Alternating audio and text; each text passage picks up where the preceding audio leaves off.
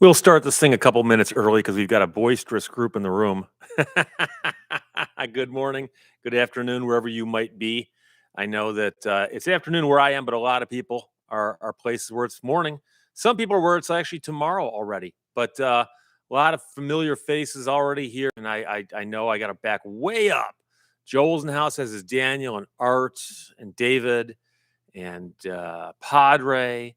And Daniel asked if the Canadian robot lady will be with us this morning, afternoon. Oh boy, morning where she is, and she said she will try. I spoke to her on the phone this morning. She and I chat from time to time, and we had a little conversation this morning.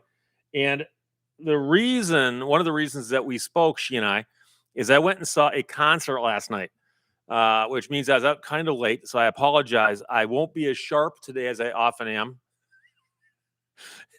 and I'm not sure I can make it a 2 full hours because no matter what, I can't sleep in. I can tell myself, hey, it's Sunday, sleep in. I wake up at the exact same time every morning. It's a curse. It's from delivering the paper as a young man when I was delivering the morning free press. And so I saw a great show last night. Blue October is one of my favorite bands on earth. Front row seats. I was so close that I could and did touch some of the performers. Justin Furstenfeld actually gave me a fist bump about 3-4 songs into the show. And then a little later on, I'm standing, and the stage is as close to me as this desk is. And at one point in time, a guy who's playing the violin was standing over me. Literally, I looked up and the violin was over my head. But Justin Furstenfeld came by later, about 8 or 9 songs later, and walked up to where I was standing and looked at me and reached down to shake my hand. So I shook his hand, and he leaned in and actually leaned in for like a man hug, a bro hug. Coolest thing ever. I've seen them, like I said, I think 5 or 6 times now. And he's Justin Furstenfeld, who's the lead singer of Blue October, is a very, very outgoing and great front man for a band, running around in front of the stage and engaging. And he's got no problem fist bumping and slapping people 5 and shaking hands and stuff. But it's kind of nice because the fist bump I initiated by doing one of these, and the handshake a little while later, he initiated that. So Blue October, if you do not know who they are, they're out of Texas.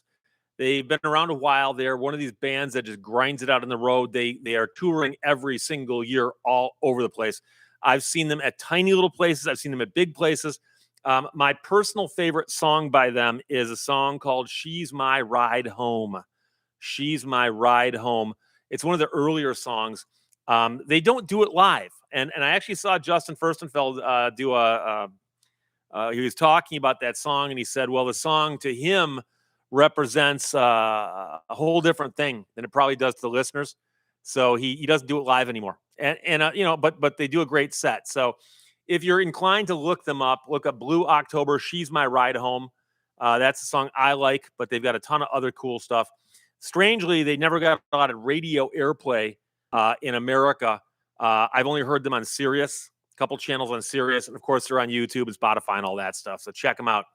But Blue October, probably my favorite band out there right now. And I've seen, this is my 13th show this year. I saw 15 last year, and this show. But again, it really helps when you're so close to the stage. I couldn't step forward. The stage was right there, and it wasn't a tall stage.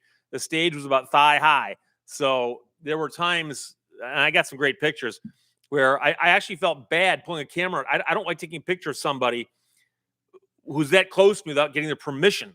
So I don't want to be with guys like the guy's singing, and I'm like taking his pic. So I wasn't doing that. And it's kind of weird to think, well, I'm so close. It's actually inhibiting my ability to take pictures, but I'll trade it. I'll trade it for the fist bump and the handshake. Mike Bundy, Blue October is fire.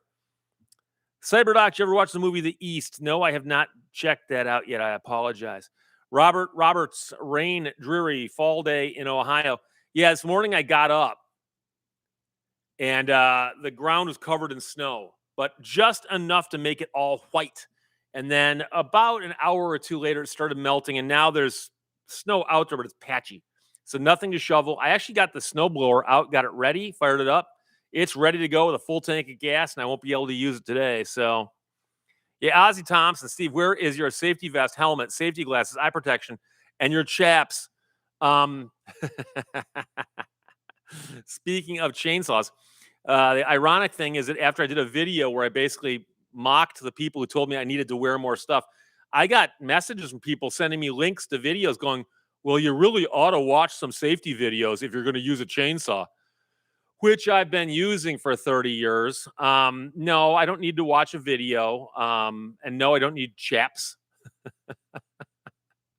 Harry Seldon, no, the Cobra's not coming out today. It might be dry later, but it's going to be cold. It's going to be cold. Cyberdocs has lived the experience live. Recording takes something away from the moment.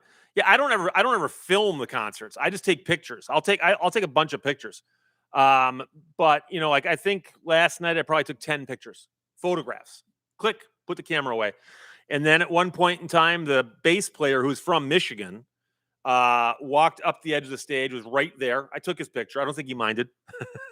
But I'm not, I mean, I've seen people at a concert filming the entire concert. I mentioned that I saw Rod Stewart at Pine Knob, and the guy in front of me live streamed the entire thing on Facebook to like 3 people. Hey, Heather's in the house. Canadian Robot Lady, welcome. Had a nice chat with you this morning. Thank you for dropping by, my friend. Everybody's asking about you every Sunday. So glad you could drop in, if even for just a few moments. But I was at an Alan Parsons concert a few years earlier, and there was somebody in the front row filming him, and he stopped his first song. After he did his first song, and he stopped, and he goes, "Can someone explain to me why you'd rather film me than listen to me sing?" And the place went crazy. And then he just said very nicely, said, "Could you put the phones away and maybe we can just enjoy a concert?" The man's my hero.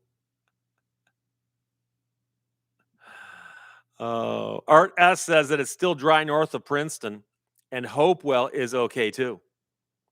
Joseph Lacey says you wear armored chaps if you dress as a knight. Gene Montgomery, just as Steve can't give legal advice on here, others can't give him safety gear advice. Well, the thing is, I don't live dangerously. I'm not going to jinx myself and say I'll never hurt myself, but I've been running chainsaws now, and I've never even come close to getting hurt. I think the worst that's ever happened is I've been wearing safety glasses, and I've had a piece of sawdust go over the glasses because they weren't goggles, and get a piece of sawdust in my eye, that kind of thing, but it didn't blind me.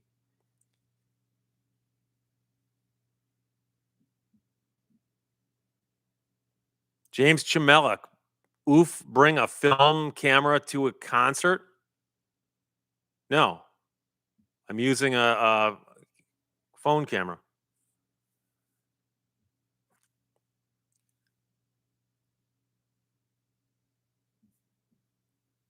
Art S. Alan Parsons is awesome. Yeah, no, it's an amazing show. And he's another guy with a great catalog. Interesting, Alan Parsons is not the vocalist on many of his records, although he did sing a few in concert. A lot of people don't realize that there's bands like that, also like Manfred Mann. The lead singer is not Manfred Mann. Manfred Mann's the keyboard player.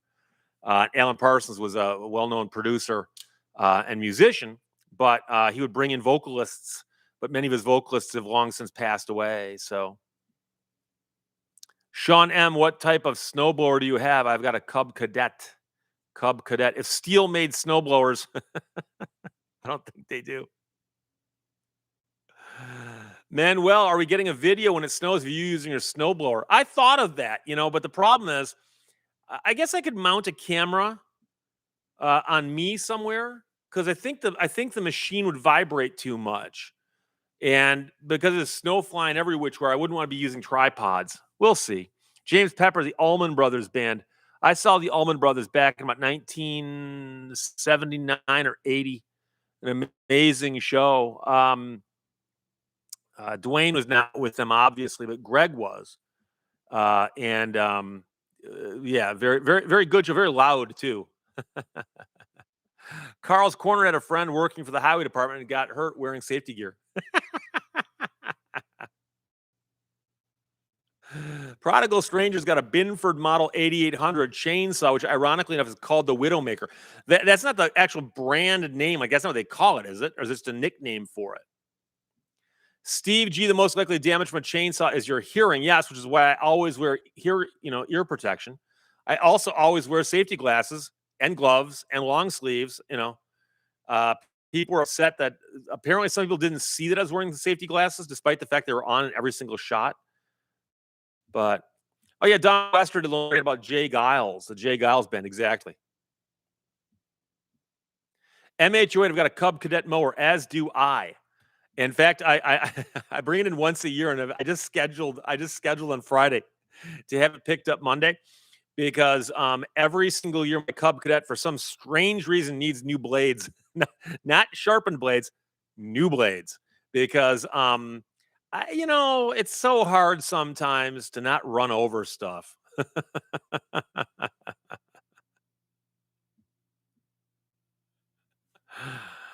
Oh boy. DG1 calls out the band, and as I like to point out, Robbie Robertson, who had a great career also as a solo artist, was only the fourth best singer in the band. There was Leon. There was Richard. And I'm drawing a mental blank. Garth. But Robbie Robertson only sang backup with the band, but then when he went solo, he sang. So Ram 50V8 says that he's put up snowblower videos that are shot on tripods. Yeah, you can, but like I said, I'm just moving the thing around and stuff. I'm always trying to think of how I can shoot these things efficiently. Josh, I know it's sacrilege, but I'm considering getting a small battery powered electric chainsaw. It's going to be a while before I go that mile. Robert Sherman, what's up, Steve O?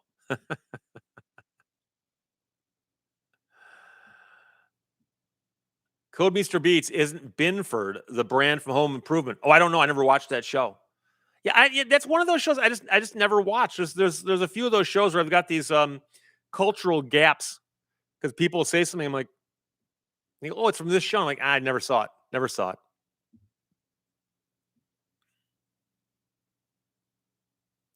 MHOH says every spring the Cub Cadet starts on the first pull. Well, my Cub Cadet's got an electric start, but um,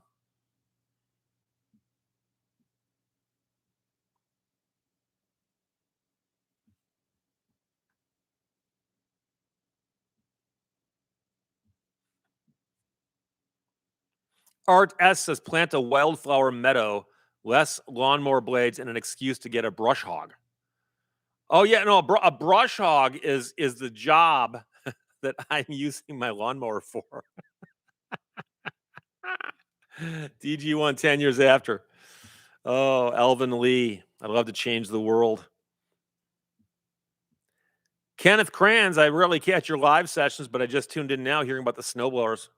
Well, we did get snow falling, but not enough to actually require us to go outside and blow it anywhere. Code Mr. Beats liked Home Improvement, liked the show. I have nothing against the show. And Tim Allen's from Detroit. I should have liked it. I'm not sure if it was up against something else I liked, but there's also periods in my life where I didn't watch a lot of television. So MH08, I don't make lawyer money. What does that mean? See, the thing is, if you buy like a Steel or a Cub Cadet, they're higher quality, and if you don't beat on them like I do, they last so much longer that it'll outlast a junkier thing. So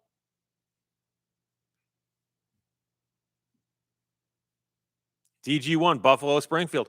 Buffalo Springfield is one of those names. It never occurred to me for the longest time where that name might have come from. Like, people are sticking weird words together now. Because I was thinking Buffalo is the animal, like elephant, Detroit, Buffalo, Springfield. And it turns out that some band members had connections to those two cities, which makes sense now. Leon, I haven't had a TV since 2019. Art asks, a brush hog is very close to a medieval siege device. They slam the gates shut and they're up on the walls watching what the enemy's doing. Are they building a catapult? Are they wheeling up a siege gun? No, they're bringing a brush hog. Steve, I enjoy your second channel. No hard hats required. Be a good slogan for it. Cyberdoc, Buffalo Nickel. Mercury Dime. We can just do this all day long. Cyberdoc, Buffalo Girls. Harry Seldon, what car model has given you the most business? That's hard to say. It's changed over the years. In Detroit, though, in southeastern Michigan, it's a lot of big three, but it varies from year to year. Chrysler in the last 5-10 years, probably, but Ford was doing wonderfully with their transmissions.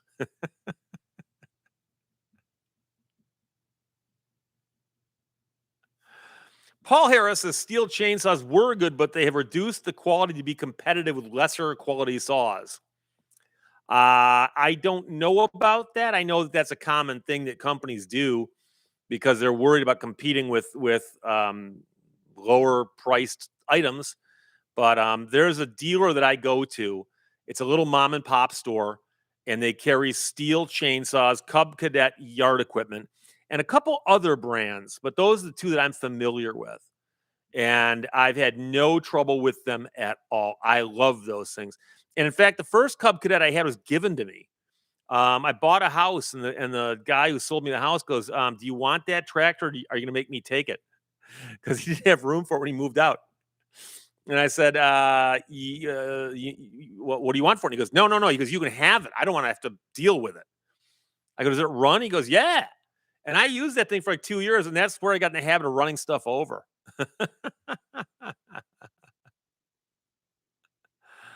Believe in yourself. Hello, Steve from Southeastern Ontario. MHO at the 13th floor elevators. Rocky Erickson or Rocky Erickson. There's a documentary about him. It's one of the saddest stories in rock and roll. His voice opening the song is one of the most recognizable screams in rock vocalizations. And he wound up getting committed to a mental institution and undergoing all kinds of things. And like I said, I read a documentary. I saw a documentary. I read about him too. So Cyberdocs' Cub Cadets have been around forever. Yeah, by the way, the Cub Cadet that the guy gave me, I gave it to another guy who's still using it. I just upgraded. I thought, I've gotten my use out of this thing. So Dan Boyd wasn't Cub Cadet, a division of International Harvester. I believe there's a connection, but I forgot what it was. The Prodigal Stranger likes the name Kathleen Turner Overdrive, which of course is a joke name from the movie High Fidelity starring John Cusack. And it's a great movie. If you're into music or the whole subculture, you don't have to be one, but you have to understand that there's people out there who are freakishly obsessed with, like, say, vinyl. Okay.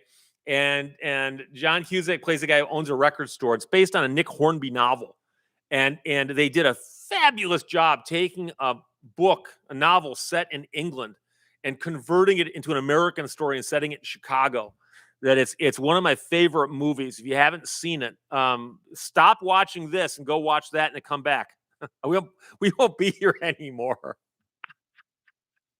But it's highly recommended. I like John Cusack a lot, and it's High Fidelity or Gross Point Blank are my two favorite movies by him. And Gross Point Blank is what we call a dark comedy because he plays a hitman who has a certain amount of moral flexibility when it comes to his job. David Melbourne likes John Cusack.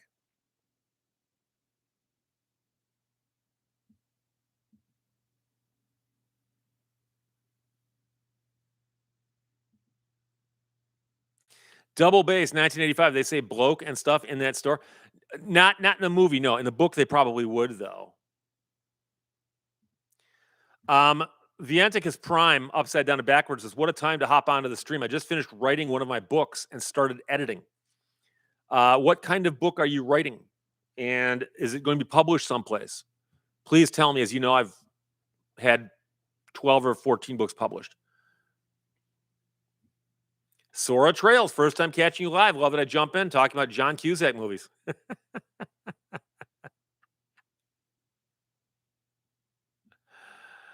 uh, Mint City says International Harvester made a tractor called a Cub.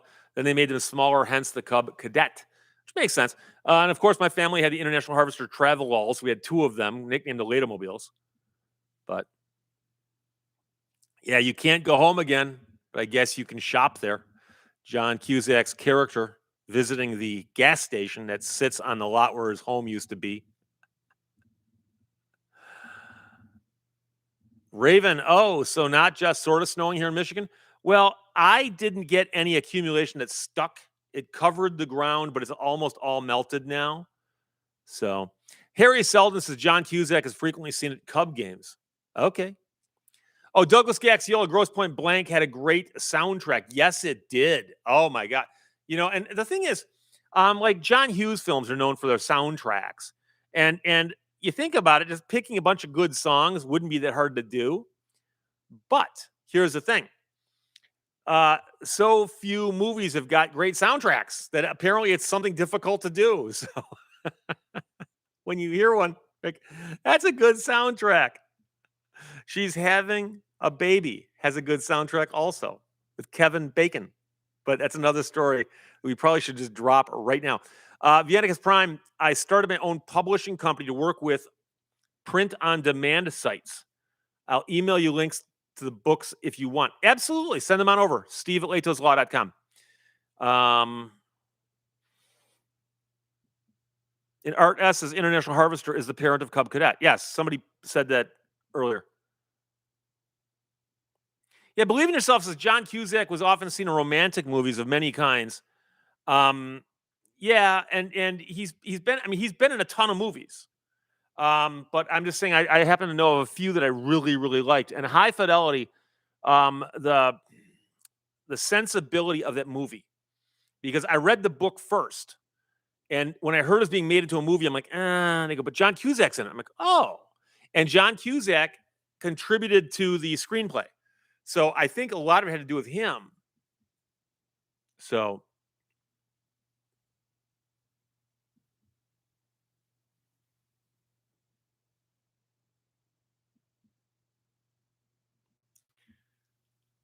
Janie Segrest is walking the dog. Thank you for checking in. We exchanged messages last night. I appreciate that. Art S, I've written patents as long as books, not as fun to write or read as a book. I've read some patents in my time. I've done a couple of books that involve patents tangentially, and I've read the patents. Some of them are mind-numbing of all the things this patent can do, and they're trying to think of every possible thing. And yeah, so I don't even like to talk about patents. It's one of the few things that gets really, really angry weirdos upset with me. Michael Myers, my favorite John Cusack role was playing Louis Slotin in Fat Man a Little Boy. I forgot he was in that. But yeah, he was in one of them nuclear movies. Fat Man a Little Boy. I think, wasn't Paul Newman in that also? Oh, Shaban, I like a lot of his movies as well as his sister's work. They've done some great projects. Yeah, and Joan is in Grosse Point Blank. There's a great scene where she's pouring gasoline in the office, getting ready to close the office. Oh, boy. Josh had to put a magnetic block heater on the hydrostats on my old Cub Cadet in the winter to get it cranking. Huh. I've never worked the block heater on anything but a vehicle, like an automobile. Blah, blah, blah. No and no.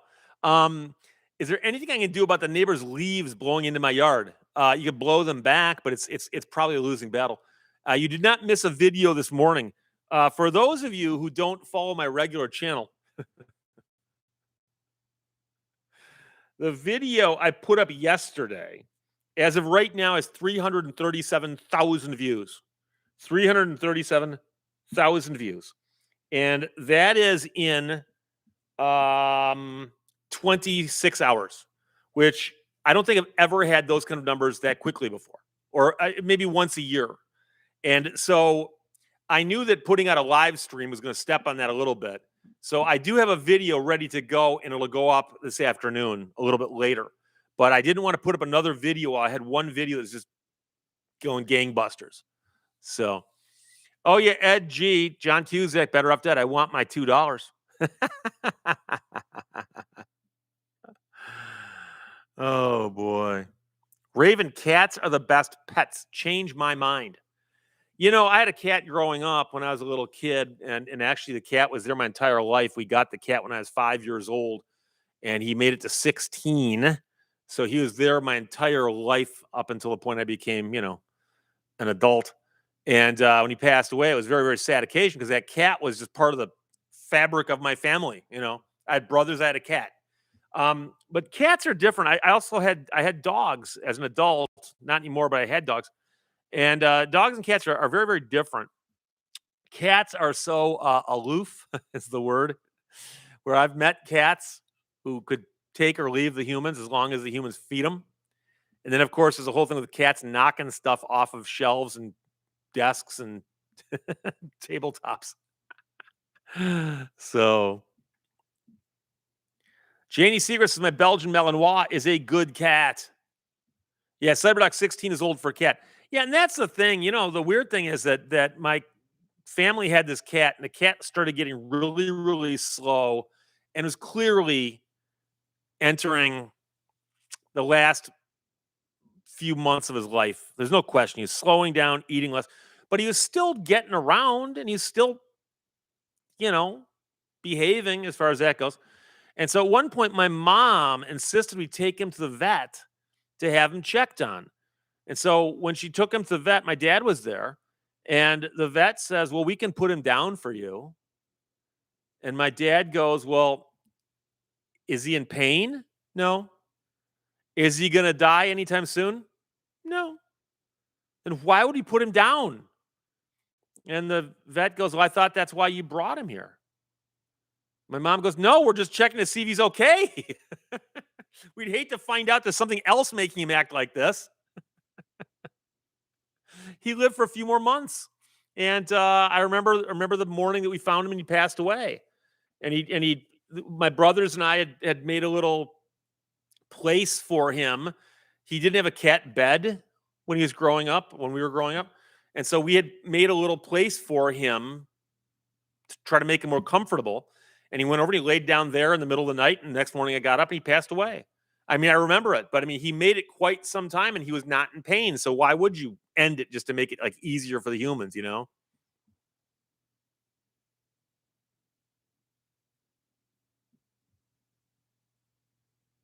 Daniel Castor says cats knock things off tables and stuff and they do it on purpose. I think they just do it because they're like, hey, watch.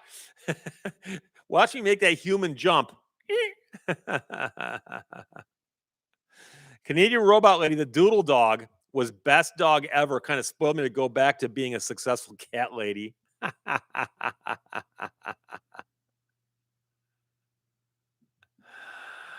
Yeah, Shaban, now they've got all those nice varieties of kitty litter. It's pretty cool. They got kitty litter now that'll diagnose your cat. What color does a kitty litter turn when your cat uses it? Douglas Gaxiola, I tamed a feral kitten when I was young. She lived to be almost 23 years old. Great cat. My brother has had a couple cats that he's just found. This is the brother who runs ultra marathons. And he was running a race down in Tennessee that was out in the woods. It was several laps. I forgot how big the laps were, but he's doing these laps and they're out in the woods.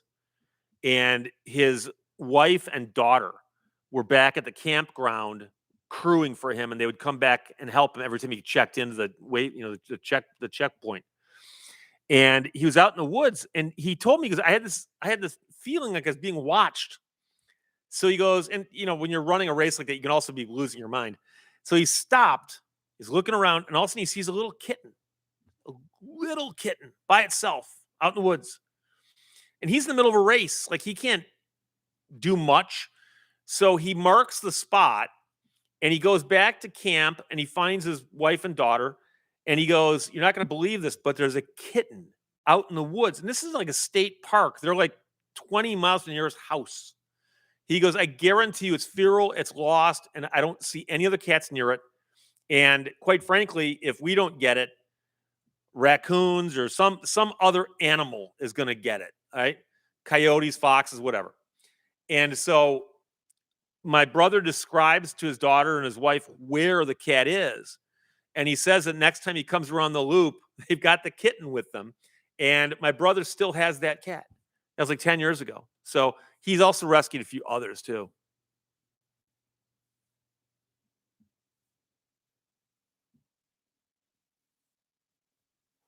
Mark Miller, every time my cat Frankie whines, I wonder if she's just whining or sick.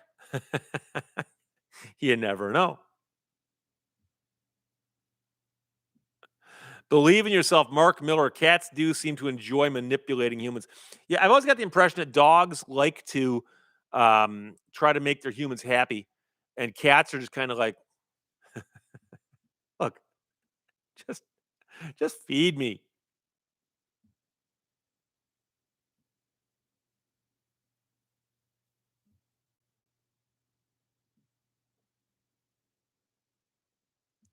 Raven says sometimes watch a dude from Canada that feeds raccoons are sort of like cats. Yeah, no, I've raised raccoons before, and I've seen the videos of it on YouTube and elsewhere. And when they're younger, they're like that, but as they get older, they start getting less friendly. And they do discourage that. You do not want the raccoons becoming too acclimated to you and your house, because one day when you're not home, they're gonna go, "Where's my food?" It's in this house, and they can figure out how to get in there. They'll figure out a way, and you won't like how they do it.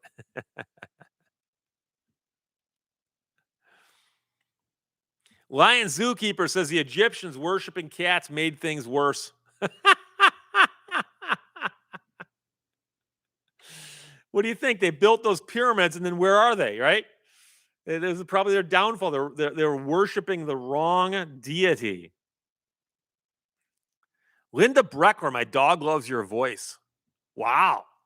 Because that's, you've always pictured dogs liking like high pitched sounds or sounds that humans can't hear. Humans can hear my voice. Dan Boyd, those damn raccoons eating my soffit. Soffit. Yeah, they like to climb stuff and find hiding places. And in nature, they'll often do that in an old maple tree. Their favorite spots in Michigan are red maple trees about 8, 10 feet off the ground. And there's no maple trees, but they find a garage with holes up there. They'll find them. They'll find them. Bob Blah Blah points out that the desert is just a big sandbox for the cats. So that cats loved it. That explains them, in Egypt. Janie Segrist, I work for a lady that fed raccoons, and one day I walked into work and there were 5 raccoons in the kitchen tearing stuff up. Like I said, they're kind of like a cross between a dog and a cat, because a dog will tear stuff up just to tear stuff up. The raccoons are looking for food most likely. So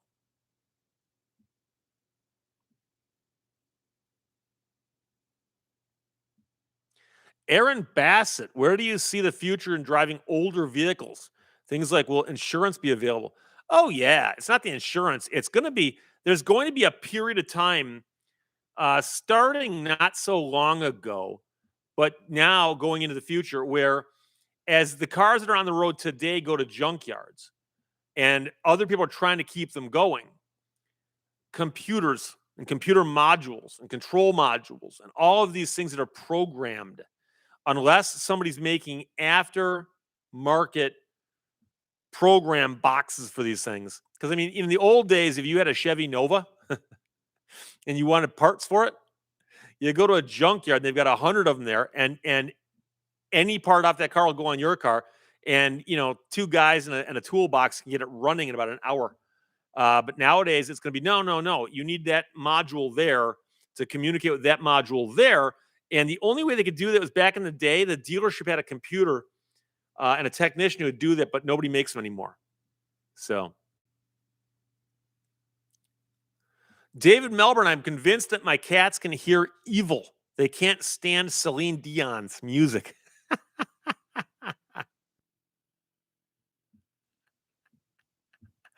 Vienticus Prime, I miss my ferrets. A friend of mine's got a ferret. Those are really cool animals, but they're not quite as warm and cuddly as you'd hope. So, Josh, I had a problematic raccoon who kept getting drunk on fermenting apples a couple years ago. Fermenting apples, really? I've heard of birds getting drunk on fermented like crab apples and so on. And I also used to have a pear tree in my yard that the bees loved when the pears fell. Oh my, got out of control. So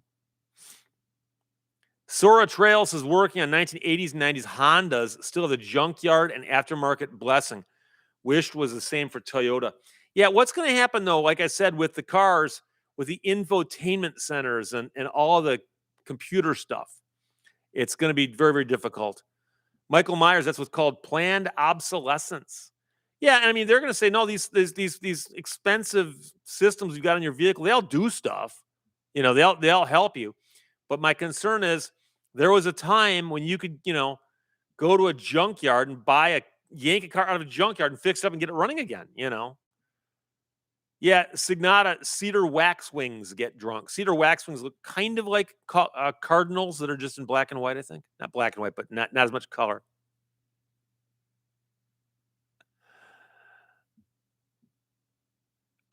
Yeah, Douglas Gaxiola says Ford just announced they're going to lock down the computers in their vehicles. They say it's going to keep the people from tuning their vehicles and wrecking them. I read part of that article. One of the guys from Ford was asked about that. I think he said his teenage son or a teenage friend of one of his kids or something had tuned a truck and messed it up. Risk you take.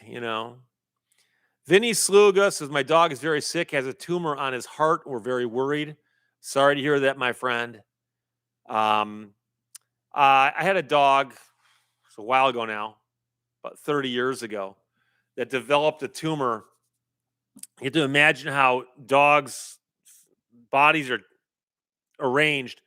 And so, whereas our organs go this way, theirs go this way. And so, there's a heart and there's lungs. And she had a tumor between there, not in her heart, not in her lungs, but between there. And every time the tumor would grow and expand, it would press on her heart and press on her lungs and make it difficult for her to breathe. And we had one doctor who drained it and said, well, that's going to relieve it for a little while, but it's going to come back. And it did. So, Mike Leah, my cat's name is Cleopatra.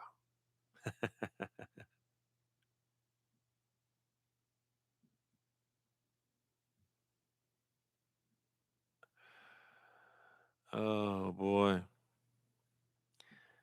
Art S, dynamite tree removal. That's like dynamite fishing, right? DePaul says there are electronics technicians that can rebuild failed auto modules. Yes, there are now, but will they be around 20 years from now? What will they cost? And I suspect it's going to be one of those things where it's going to cost a lot of money, and it's not going to be the same as me and my buddies going down to the junkyard and grabbing some parts off of an old Nova. So, Padres says after my father's dog died, he said that he was never going to get another one. 2 weeks later, guess what? I now have her since his death. Yeah, and some people stick to that and some people don't. My brother, who passed away in April, had dachshunds his entire adult life. And he had one that had been around for years. Years. I remember the day he called me to let me know that his dog had passed away. And he was devastated, and so was I. And about 3 days later, he's like, well, I got another one. And that's how he was. And on the other hand, I had Milo and Wolfie. Milo passed away 2015. Wolfie passed away in 2017. And I'm not going to get other dogs. Just the way I am.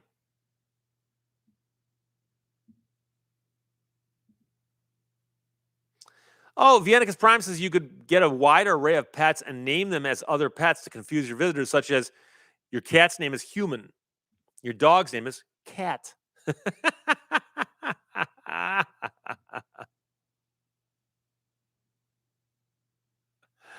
David Zaradnansky says, Buddy Cat and Colby Cat are watching you over my shoulder. They enjoy watching you. Yeah, a few years back, I did a contest. I can't remember if it was a contest or just something I did where I encouraged people to send in pictures of their animals, and I posted some videos. I should do that again one of these days. MHOH says half the engine of my 1990 Buick came from the junkyard. Which half, the right half or left half? Fat Butter said, I'd love to have a brand new 1975 Nova.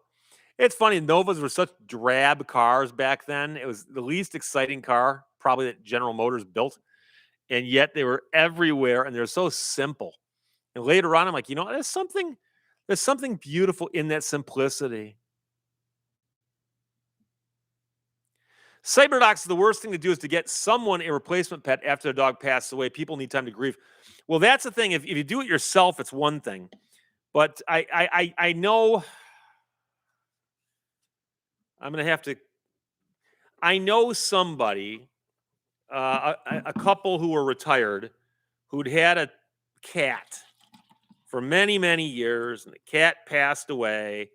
And about 3 days later, their daughter-in-law showed up with a kitten. Hey, look, I got you a cat.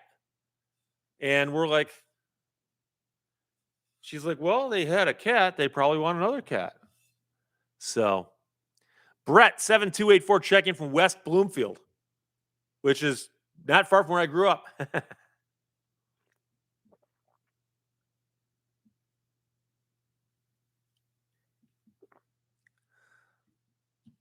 I have some very good friends in West Bloomfield to this day. Somebody asked, oh, it jumped on me.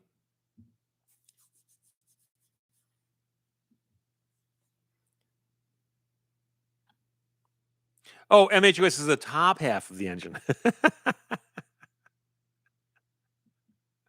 As a car guy, I knew what you were saying.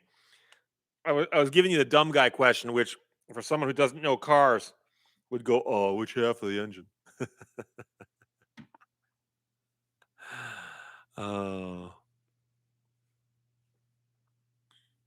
Janie's Secrets would like to get me one of those old Datsuns. Like a Datsun is a B210.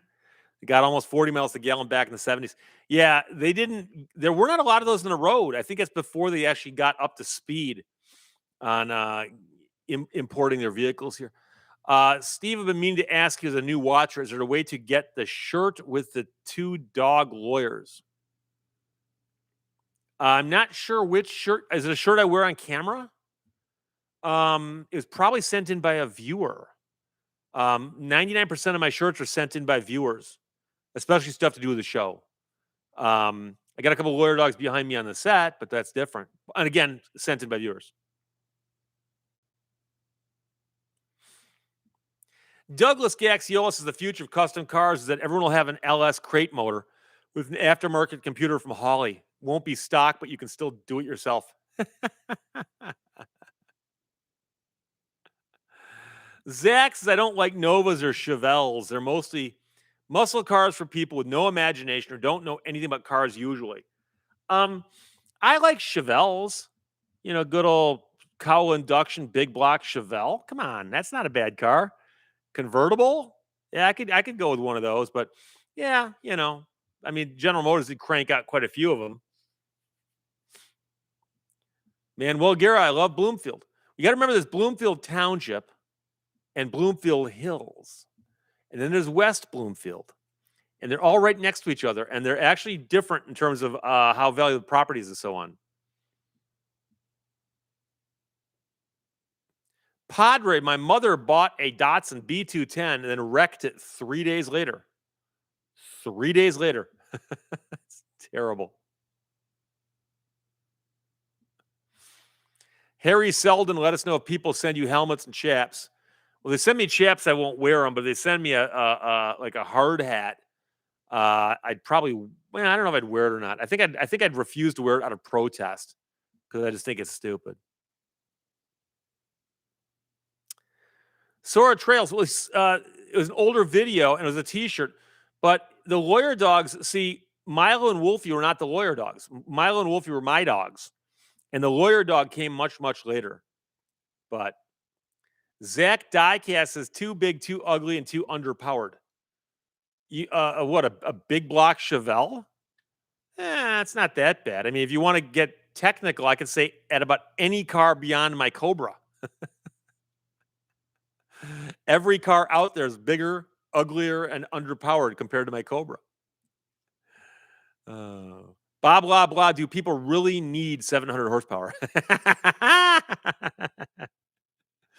Do people really need filet mignon? Do well, I mean, what do they need? I just saw an article that one of the companies that makes the modern Cobras, the one that's been licensed by the Shelby family, Carol Shelby's family, is making a limited edition run of Cobras with the Godzilla crate motors, which is a supercharged, like 1,000 horsepower engine. And my first thought was, can I get a second Cobra?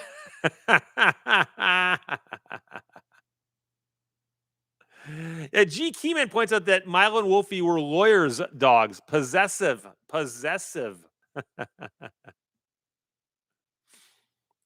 Harry Seldon changing the oil on a Chevy S10 yesterday and realized that engineers should be required to do oil changes with standard tools in any car they design. Yeah, especially when it's the weird ones like where the oil pan's plastic or the oil filters in a place that humans can't reach, that kind of thing, or the spark plugs, that kind of thing. So David Zaradansky says that he personally is too big, too ugly, and underpowered. It's all relative. Oh, Dan Boyd says you want to get a luxury land yacht. Get yourself a 68 to 70 Buick Electra convertible. A Buick Electra. Don't forget, there were a couple of cars that the American car companies built like in the 60s and 70s that were just gargantuan. Like they might not fit in a typical garage. Cyberdoc says, yeah, 1,000 horsepower on a Cobra weighing 1,800 pounds is ridiculous power to weight ratio. But in a good way, right?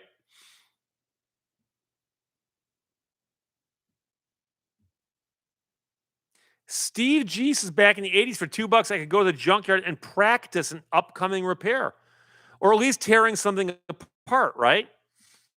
Like you want to take a look at the timing chain to get the cover off and all that kind of thing. Yeah, Andrew Kruchowski, you have to, you got to get a transporter like on the Enterprise. Yeah, Danny Seagrass says if you get a chance to send to David Lee Roth, he seems to like wearing those on stage.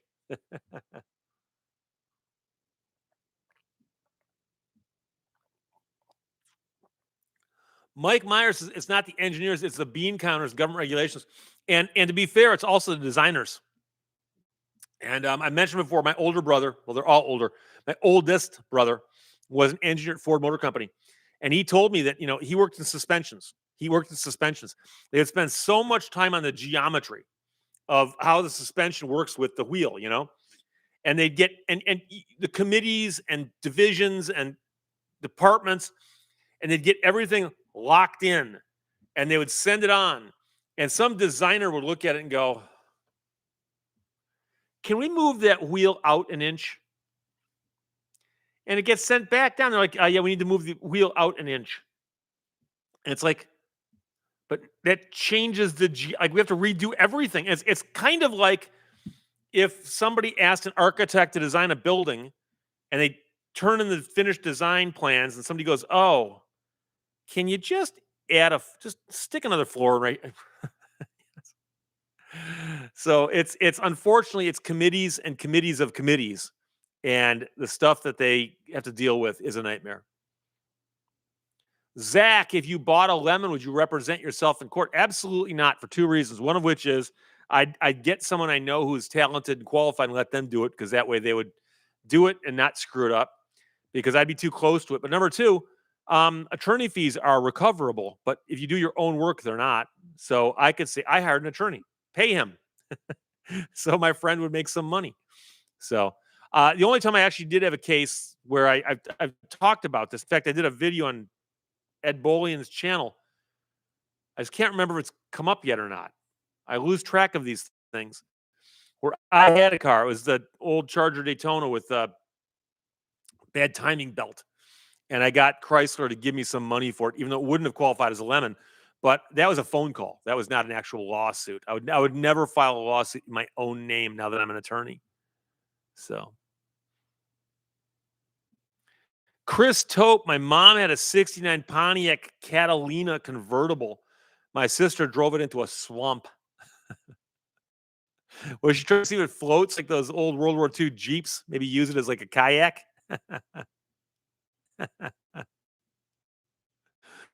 James Pepper parallel parked. James Pepper parallel parked a 1972 Buick LeSabre for his driver's test. Instructor said you passed. Instructor said you passed. Well, that would do it. Bob Bong's got snow just in the grassy area in Niles, and that would be down near the southwest corner of the state of Michigan.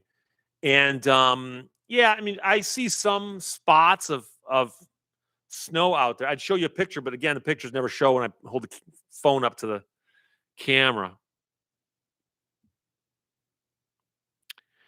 Andrew Kruchowski says Dodge Stratus is a perfect example of designing by computer going too far. If you want to take out the battery, you have to pull the front wheel off. I've seen that before, and I've seen it in a couple of vehicles.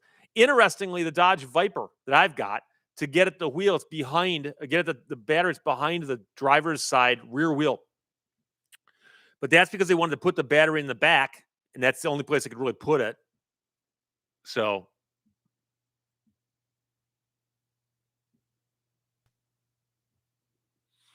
Ram 50 V8 took my driver's test in a 1976 Cadillac sedan DeVille.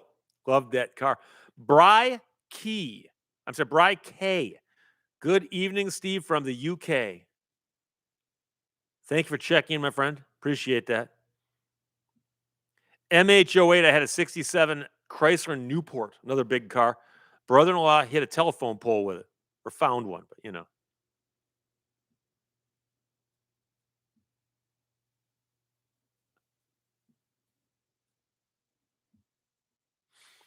Standard deviations. Dad had a 67 International Harvester Scout. Those are kind of cool cars. They've got a cult following. Learned about lemons before there was a lemon law. Did he buy it brand new? But back then, yeah, there was no lemon laws. Lemon laws came into being basically in the 70s and 80s.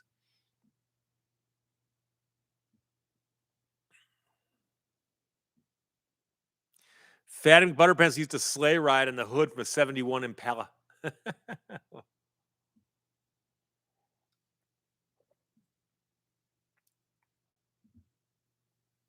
Harry Seldon had an Altima where I had to take out the air cleaner to replace the bulb in the headlight. Shaban, I love when I say hi from the mitten online and people are like, what's the mitten? Where in the mitten are you? Which in this context sounds okay. If a stranger walked up to you and said, where in the mitten are you? You might think they're drunk or something. Twigs 24, my town just put in 13 flock cameras. You have my condolences. I don't want to live in a surveillance society. That could just be me.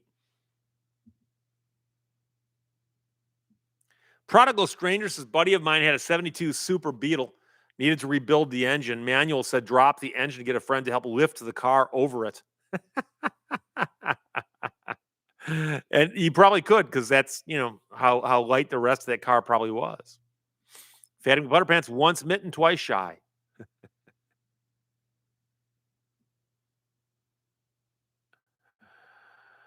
Oh, boy. Believe in yourself. I once rented a motorcycle to ride on Daytona Beach. One day I might even get my license. MH08 says you did pronounce Skagit correctly, but several people pointed out that I said, I forgot the other name of the town. I said it with a short E, with a setter versus cedar, which is what apparently you're supposed to say. Never would have occurred to me that would be the one that was wrong. Manuel Garris is on the Celine S7. You must jack the car up, remove the passenger rear wheel and the fender liner. Then you can get the battery out. Yeah, same on the Viper, but on the other side, but there's a battery door that just comes off. You can reach in there and do it. Ask me how I know. I'll do a video update one of these days.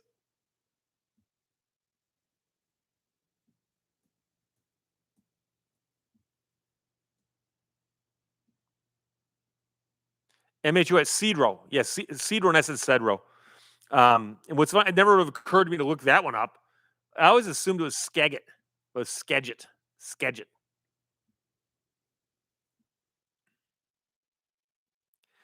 Vientic is prime. So the one time I bought a bad car, I didn't have to deal with the lemon law because it was my uncle, and the rest of my family would have, taken care of things.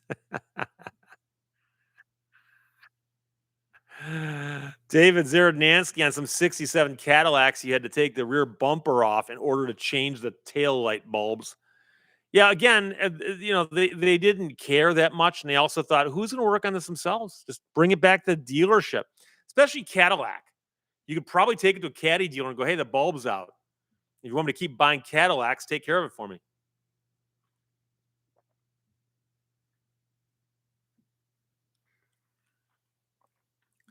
Mark Miller says 2015 Escapes require removal of the wiper blades to get the battery.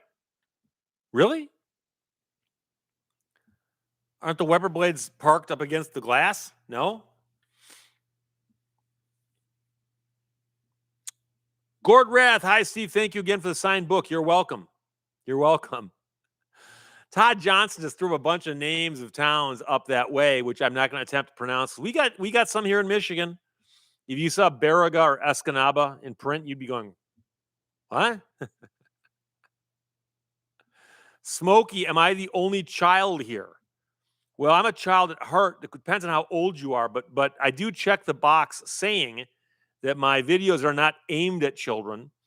And that caused a lot of consternation about 7 years ago on YouTube when they said you must designate your videos as being aimed at children or not.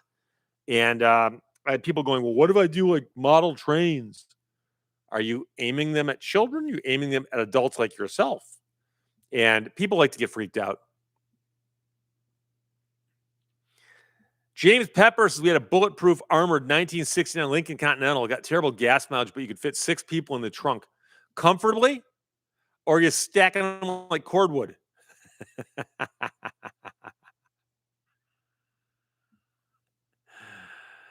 Oh. Codemeister Beats thinks the OEMs make things overcomplicated to scratch the backs of the dealerships. They make a little more labor. But ironically, you hear mechanics complaining all the time, going, I wish it wasn't this hard.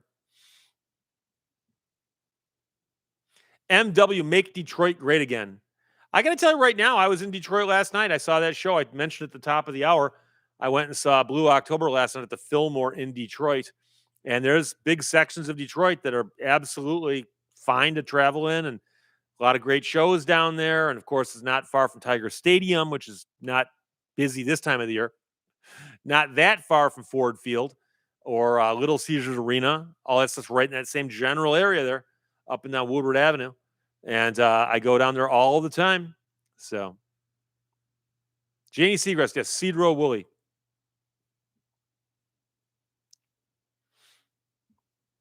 Art S says, look up the price of an original Ferrari tool roll for a vintage Ferrari. Well, yeah, it's 5 figures because that's all collectible. I'm sure you can also get a replica set from somebody else much cheaper. What is it basically going to be? It's going to be like a plug wrench and one of the hammers for taking off the spinners on the wheels. James Milano's checking in from Puebla, Mexico.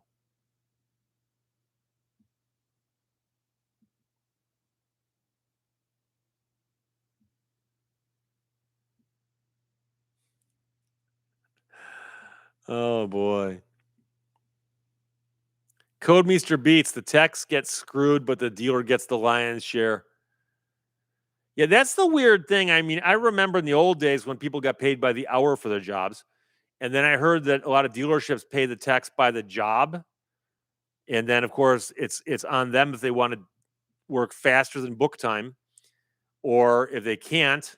And it just seems like the dealership's not taking any risk in this. And the techs are the ones who are, bearing all the risk.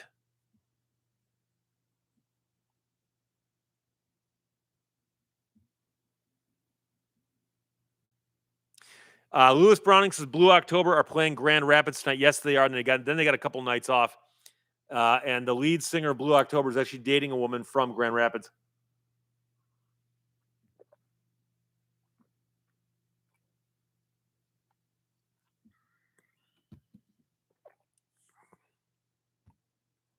Raven, I missed a Blue October show.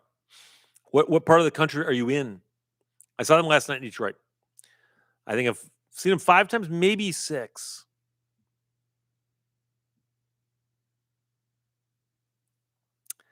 Rodney Packard is checking in from South Haven, Michigan. Beautiful, beautiful place, South Haven. Image Doc Ray, a titanium tool roll from McLaren F1 be a lot more than five figures. Oh, when you get up into the silly money, like the Uber supercars, the ones where it's like, oh, an oil change is $50,000. They charge the money because they can, and if you have to ask, you cannot afford it. In fact, please step away from the car.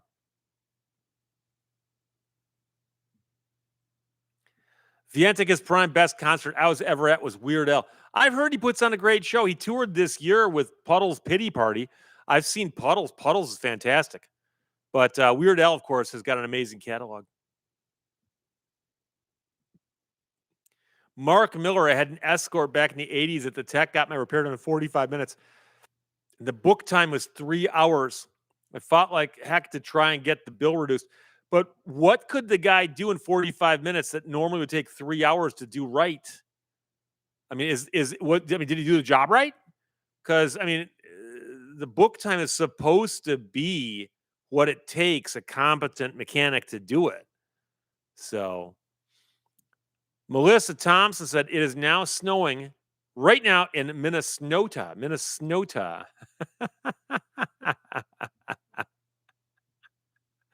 Chuck Whitehead, you think they'll ever do a one lug on cars like NASCAR and Indy? Hey, speak for yourself. My Cobra's got single lugs, but no, I don't think so. It's an industry thing. It's inertia. They've been doing it for so long that they'll keep doing it the way they always do it.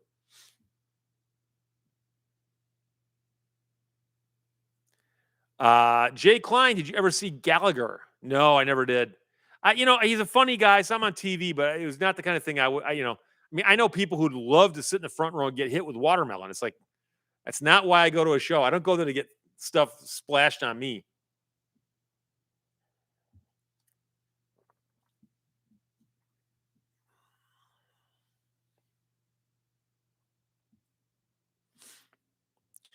DePaul 31, I recently saw a video about an automotive repair shop owner that found a way to fairly compensate his mechanics by combining flat rate time with hourly rates.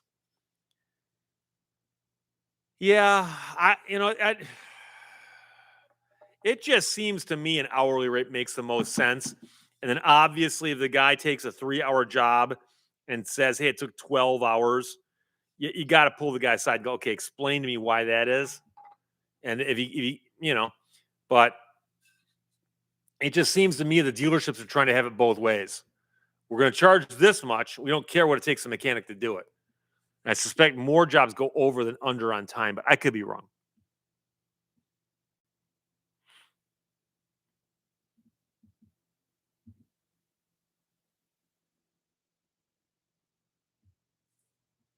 Michael Call says we're supposed to get snow on Monday, northeast Florida. Just a dusting gone by the afternoon. HCH Elfman, any relation to Danny? Does your Cobra have a single lug hammer with the spare and jack? No, and no. It doesn't have a spare and doesn't have a jack. When I get a flat tire, I call somebody.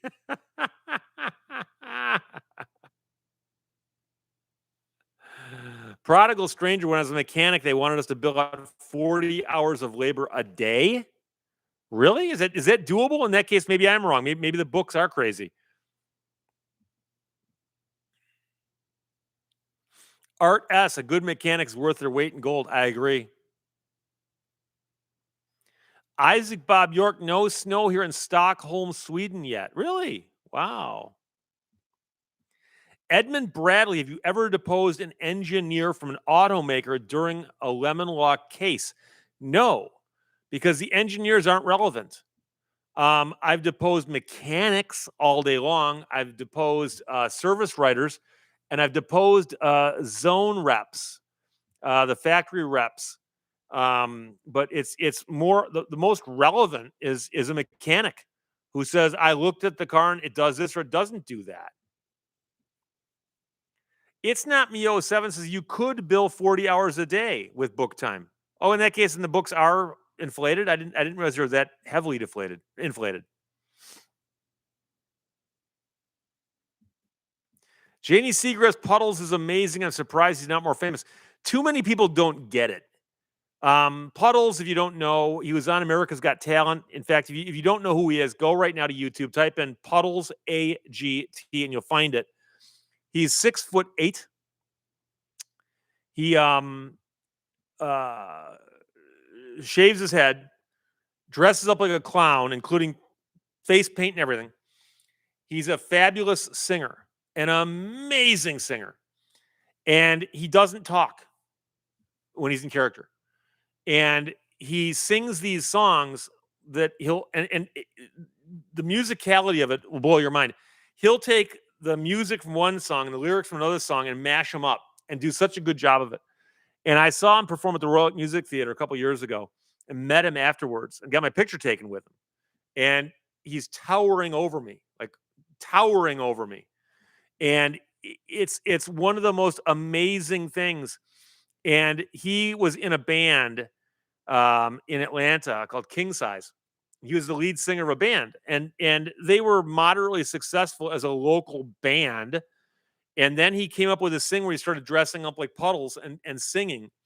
And if you haven't seen it, when he shows up on America's Got Talent and he walks out and puts down his suitcase and looks at the judges and they start asking him questions and he doesn't answer them, doesn't talk. And then finally they're like, fine, sing. And when he sang, the place went insane. And it was such an amazing show. But I know people who've seen him, they go, well, that's the clown who sings.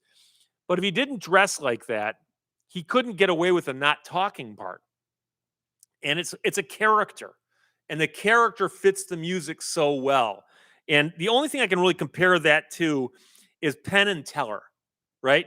And so one of them speaks and one of them does not. And I've seen interviews. The other guy, he talks all day long. He just on stage, he will not talk when he's in character. And I heard an interview with him where he said he used to do street magic and people would come by and heckle him. And he discovered that if he didn't respond, just completely ignored them, that it shut them up. And so that he made that part of his persona, that when he was doing magic, he didn't talk. He doesn't need to talk. And he figured out how to do everything without talking. And it works so well. And so Puddles and obviously Penn and Teller are two totally different worlds. But the point is that something like that can work if it's done that well. So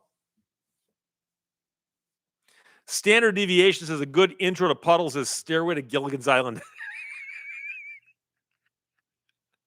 He has so many of those, but even so, he does a version of Chandelier, the one he did on AGT by Sia, where he sings in a different style, and it's just,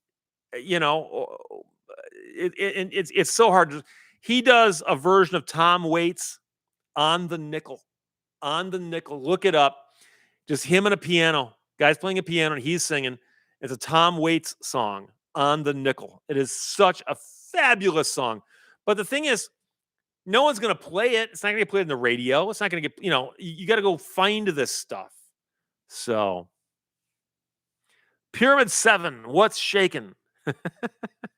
Not a whole lot. The pyramids aren't shaking, that's for sure. Gordwrath, I don't look up when I play the bass guitar. Are you looking at the strings or are you just kind of looking away so you don't make eye contact with the crowd?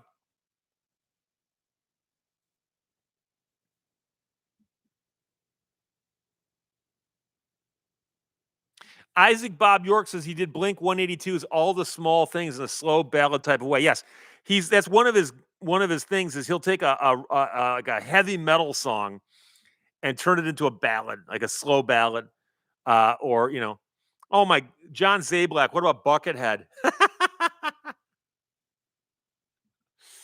Don't get me going. Buckethead, if you don't know who he is, Buckethead is a guitar virtuoso who would make like Eddie Van Halen look like a beginner. Okay, this guy is and he plays the guitar. He's capable of doing that thing which you'd call shredding, where he's just playing the guitar so fast that you're like, is that a human? But he's called Buckethead because he wears a bucket on his head. When I first heard about him, I'm like, what? He wears a mask like Jason and a bucket on his head and a wig. So you can't see his face. All you can see are his eyes. And he doesn't, I don't think he does interviews or appearances or anything without wearing this stuff on his head. Now, I've read an article where they do know his real name, and he gave a couple interviews a long time ago, but the only thing he's done that's commercial is he toured with Guns N' Roses for a while. You can find videos of Buckethead and Guns N' Roses playing like a sold out show like in Brazil or something. And it's just so surreal seeing this guy on stage in this really weird outfit. But he's an amazing guitar player, and you can only do it because of the fact that he's so good on guitar. And Andrew says it's a KFC bucket with a funeral bumper sticker and the kabuki mask. The mask changes. The KFC bucket, he went for a while without it, then he went back to it. And whether it's got the funeral bumper sticker is also something that varies from time to time. And Shaban says Soothsayer. And yes, that's the song. Look up Soothsayer on YouTube, Buckethead.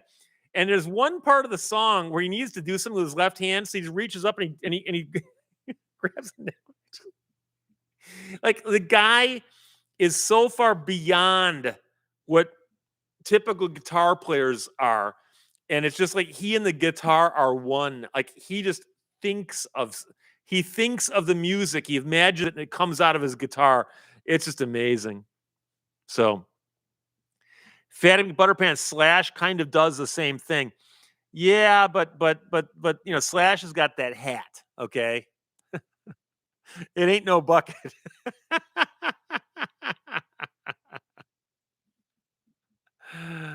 Oh, the Prodigal Stranger saw Buckethead with Les Claypool like 20 years ago. I didn't find out about Buckethead until about, I don't know, 10, 15 years ago. But he's played around here. He tours a lot. But I have not seen him yet. I hope to see him one of these days. And Image Doc Ray says, yeah, Buckethead produces and releases a new album almost every day. He's cranking out self-produced albums. And again, none of it gets radio airplay or anything like that, but it's just amazing.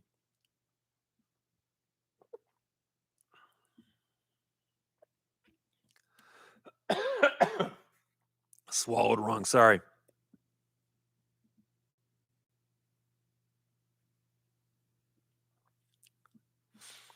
Art S says, back to tractors. Can we post pics? I don't know how to post. I don't think you post pics there. I wish they'd let you post pics, but they don't. Jay Klein, I just watched Stairway to Gilligan's Island. Weird, but amazing voice. Yeah, that's not his best song. Like I said, if you don't mind a slow song, check out On the Nickel by Puddles, or Another Tear Falls, which is a Burt Bacharach song, I believe. Really good. But then he does a great version of Hallelujah, Leonard Cohen song.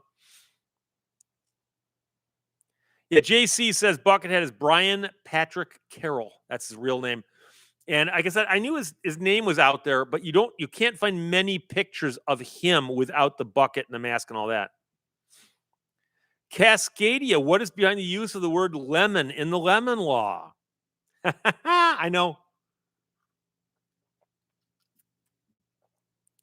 The first use of the word lemon in that context was back in the early 1900s. This is according to the Oxford English Dictionary. And it's actually a baseball term in the sense that a baseball team had bought a contract of another player who turned out not to be good. And they said, well, that turned out to be a lemon. And the reference, they think, was in the sense that if you take a lemon or an orange or an apple and they look like bright fruit, if you don't know what they are, you go, oh, cool. And you bite the orange, you bite the apple, you bite the lemon. And the lemon is the opposite of what you're expecting. So you bought something nice and shiny and it didn't work out. It's a lemon. So that's where it came from. Believe it or not.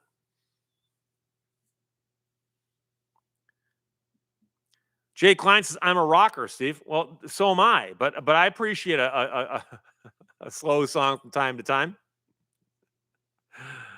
Oh. Shaban, I watched a few seconds. Wish I could play like that. What a buckethead.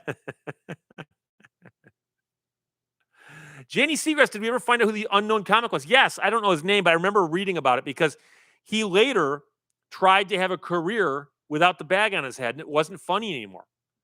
And it's just one guy with a goofy, stupid idea that worked, but then it went away.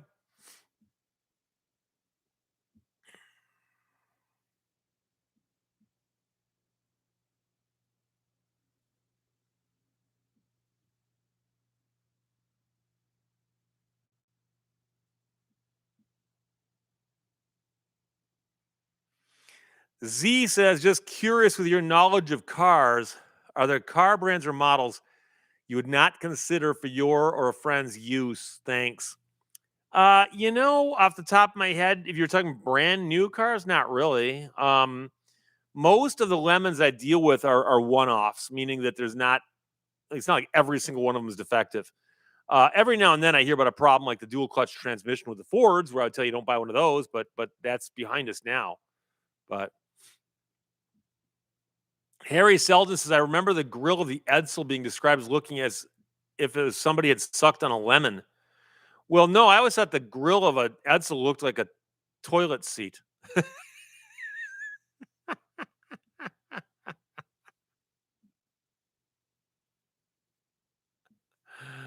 Oh, Image Doc Ray, Murray Langston. Murray Langston was the unknown comic. Murray Langston. I remember that now. Rings a bell. Mark Miller, is Heather a moderator? Tee hee hee. Why would that be funny? Oh boy. MH08, new apartment buildings need an app to get in, app to get in the garage, app to something else. I worry about the apps. I've got a garage door opener, like press the button, it opens the garage. And I've got the app on my phone that does the exact same thing. And the problem is that once in a while, the app won't load, but this thing always worked. So John Zablack says the Edsel was not a Ford. Was not a Ford. Well, Edsel Ford was. Oh boy.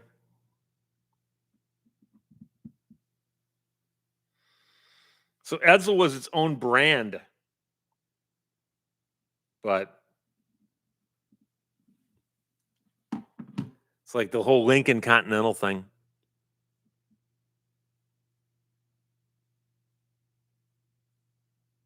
Yeah, William Page also, they said, looked like a horse collar. Horse collar. Yeah, Daniel Kester, the Edson was a Ford product. There was a Ford tractor plant about a mile from where I grew up in Troy, Michigan.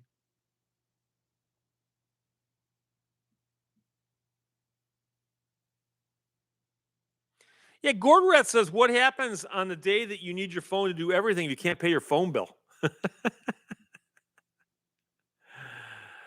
Oh, Steve Keller says this Tuesday is the anniversary of the WKRP and Cincinnati Turkey Drop episode, 11/11/78. Did not know that. Yeah, Dan Boyd says the Imperial was its own brand also for a while.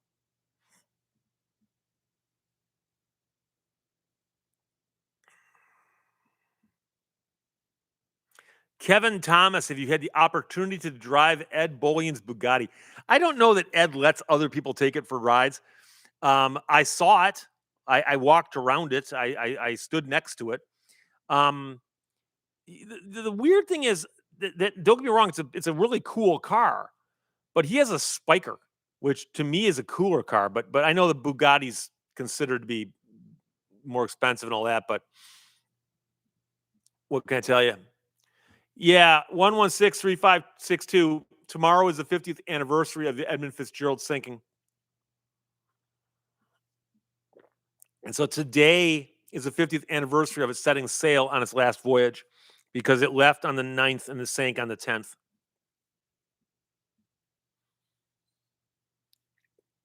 Paul Harris, back in the day, Ford purchased Lincoln from another manufacturer. Well, I mean, there was a time when all these different companies, Chevrolet was its own company and Buick was its own company, and they conglomerated them all together and so on.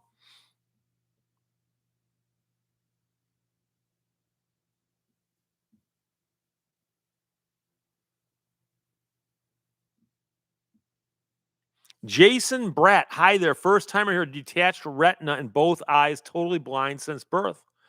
Well, thank you for checking in, my friend. I appreciate that. Jay Klein, the spiker is a work of art. The spiker, I actually was walking around the car and I go, Ed, what is this thing? It's spiker. I think it's Dutch, but it's like a hand built supercar. But everything in it's built like aircraft standards, and it's all aircraft stuff, like polished nickel. And I mean, oh my, and the shifter is this. It's a cool version of a Rube Goldberg device, and I'm looking at it going, this is cool. So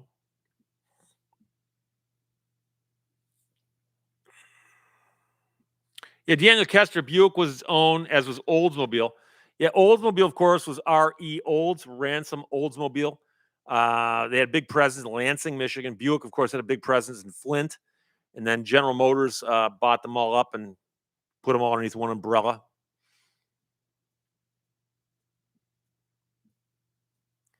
Chevelle U24, what's the difference between GM and GMC? Well, GMC is a division of GM. No one said they were great with their naming processes.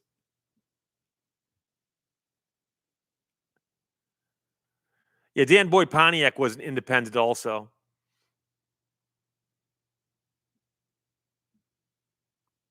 Art asked, too bad you can't have a spiker. Well, I didn't say I wanted one. I said it was cool.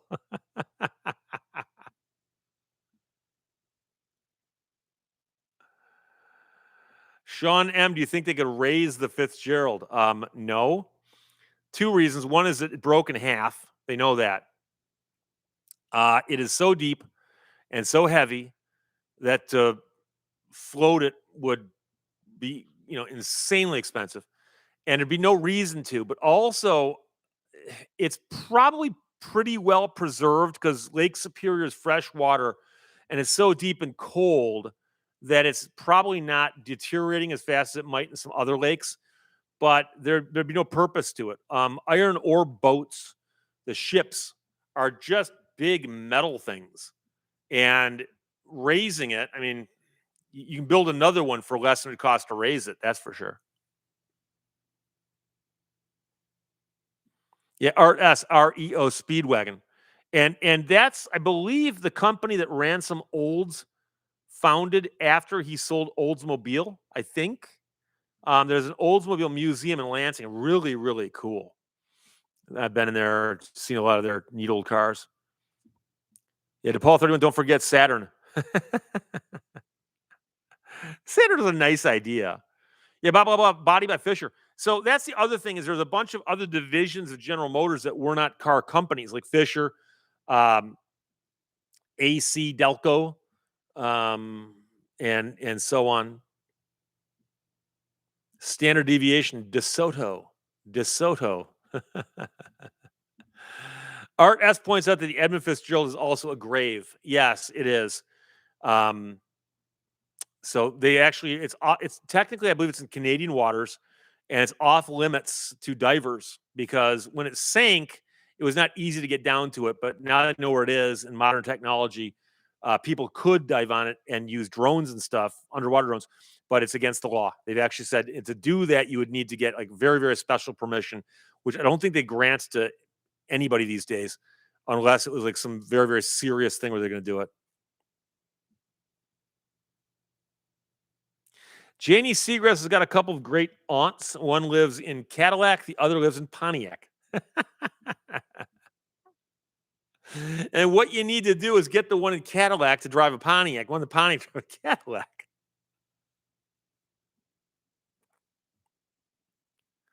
Yeah, Harry Selden says the Ford Prefect was a car before he was a galactic hitchhiker. And that's one of the funny things, of course, is a lot of British jokes in Hitchhiker's Guide to the Galaxy. And so if you were to have that book set in America, his name would probably be either Ford Pinto or Ford Taurus. I mean, it's Ford Pinto. Oh.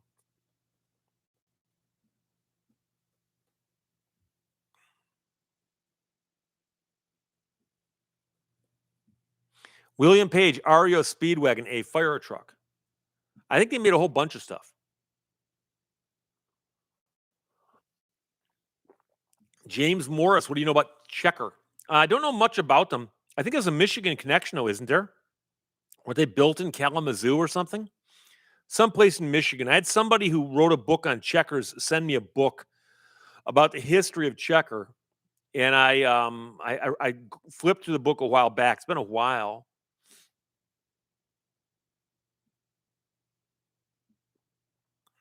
Dan Boyd, the Aarons family, a fire engine family, lived on my street 100 years ago. Yeah, old fire trucks can be really cool. A couple guys have come on Jay Leno's garage with fire trucks, including one guy who modifies them heavily and turns them into these weird, fantastical devices. Very, very, very, very cool. Fantastical vehicles. Old Paint 71 says the Door County Maritime Museum. Is that in Door County, Wisconsin? I've ridden my bicycle up and down that peninsula. Has an exhibit about a laker that was raised and restored to service by Rowan Shipping. Pretty neat how they salvaged it. How big was it, though? Because I think the Fitzgerald's over 700 feet long and is in like 600 feet of water. And so it depends on how deep it was and so on, I would have to imagine. Kevin Thomas, have you ever taken on cases for new vehicle fires? That doesn't ring a bell. I don't think I have. I've heard of them. There have been some problems with fires. I remember the ignition switches in Ford that had problems, and then there have been others as well. Dan Boyd's actually driven a checker. I have not.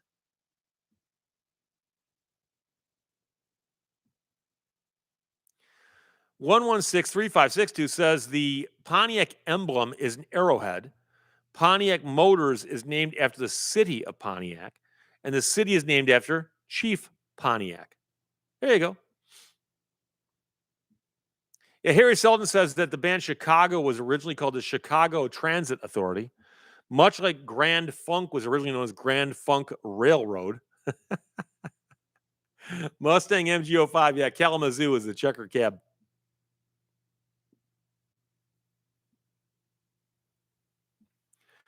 Art S had a shop on the street. The Mercer was made. Mercer had some cool cars.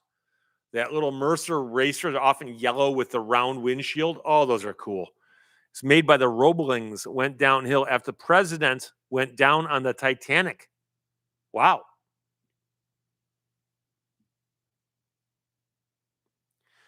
Swim skill. You already got snow down there. Nothing up here. Where's up here? We got a dusting this morning. It covered the ground, but it's mostly all melted now because it's hang on. 35 degrees outside, which is enough to melt it. So,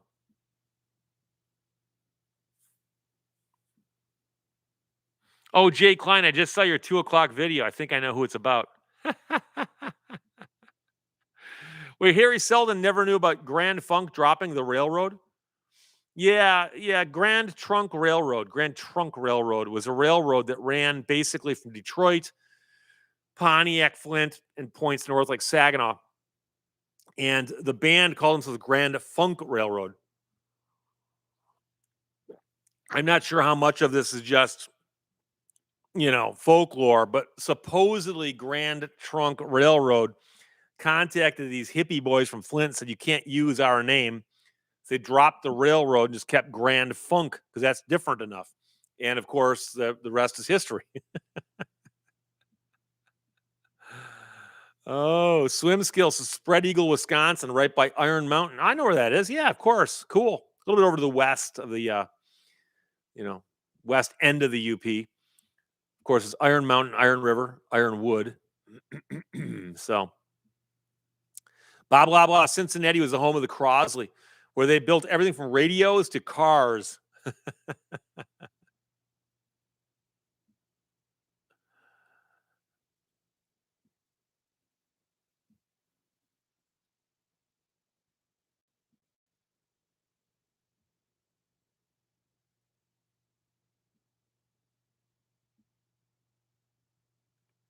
Rob Wessel saw an ad recently for Grand Funk. Yeah, I saw something. I can't remember what it was. There was a while there where one of the guys wasn't getting along with the other guys, but then they get back together again and they fall apart again. And I'm not really sure what the current status of the group is. But there was a time in the 1970s when Grand Funk was one of the biggest selling acts in America, and they could sell out like Madison Square Garden or places like that, and they were huge.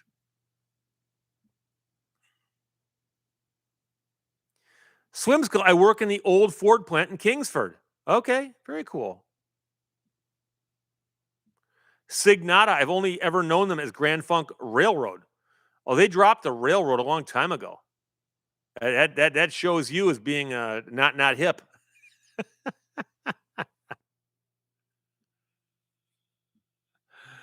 Oh.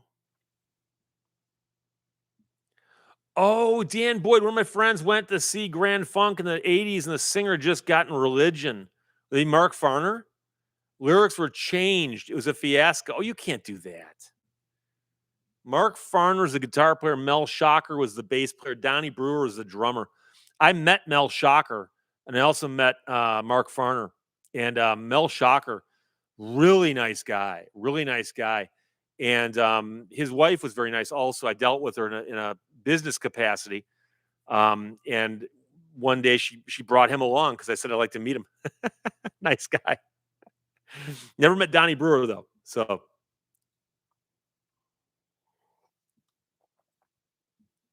Ozzy Thompson's Grand Trunk is now Canadian National. Okay.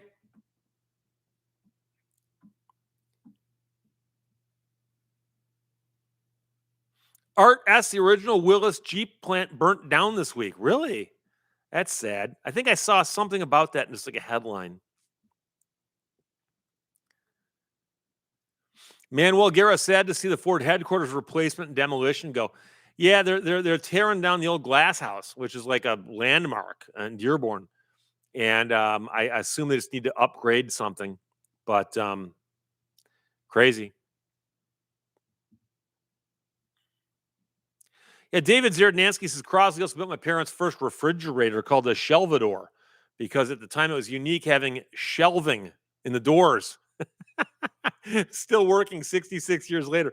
Yeah, probably kept stuff like 3 degrees below room temperature, but like a $500 a year bill, right? Power bill. Dan Boyd says Oingo Boingo became just Boingo, although that never really took. And I don't care what anybody says. I'm a huge fan of Danny Elfman and Oingo and or Boingo, which is what I think I should call him from now on, Oingo and or Boingo. But never saw them live, and sadly they're not touring. And Danny Elfman has said they'll never tour again. So very sad. Yeah, Image Doc Race's Grand Funk was a stadium level act in the 70s. They got their big break, believe it or not, and I remember this correctly. Their manager, it's snowing again, very lightly. Their manager managed to talk them onto the bill at the Atlanta Pop Festival, and just said basically we'll play for free. Was looking for some exposure, and apparently they rocked the roof off that place. So Art S, is the Packard plant still standing? I believe they finally got most of it knocked down. I think. I haven't been by there in a million years though. Image Doc Ray, the Mystic Knights, the Oingo Boingo. Yeah, that was the full name when they appeared on the Gong Show. If you met Danny Elfman today and found out how much money he has from all the soundtracks he's done for television, including like things like the Simpsons theme, and then realized that he started out at one point was on the Gong Show. It's funny how life works out.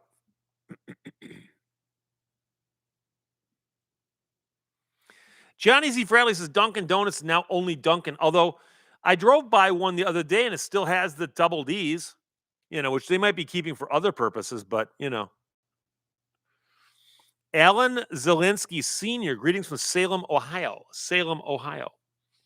Jay Klein, Johnny Cougar, John Cougar, John Cougar Mellencamp, John Mellencamp, and the artist formerly known as.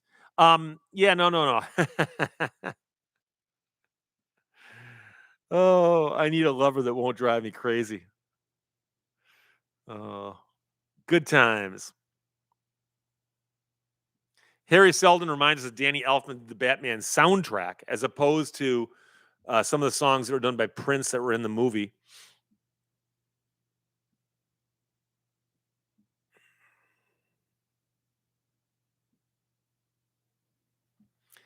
DQ used to be Dairy Queen and Brazier.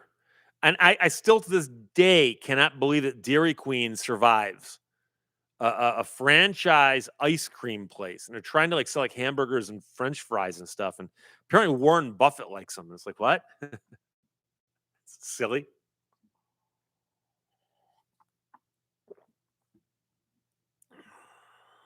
Yeah, Fatima Butterpants says that second deal will come in handy if they ever merge with Hooters.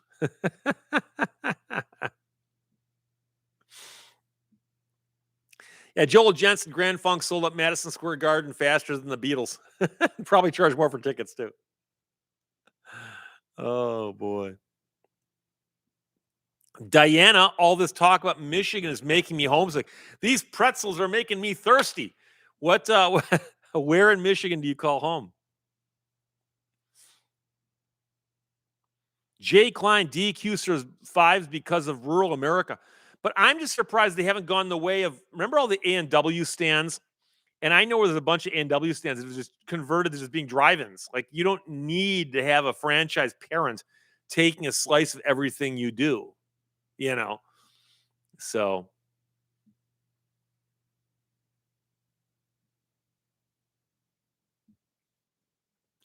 Diana Greenville. Okay, thank you for answering me. I ask people that all the time. They don't tell me. So Don Jackson, I believe that Berkshire Hathaway owns Dairy Queen. I don't know if they own them outright. I know they probably have a huge stake in it. But I've heard that Warren Buffett loves Dairy Queen and has invested heavily in it, which to me again makes no sense. Harry Seldon says the DQ near me is only ice cream and does close for the winter. Okay. Because I know there's some DQs that stay open year round. And I drive by them in the wintertime and they're dead. It's like, okay.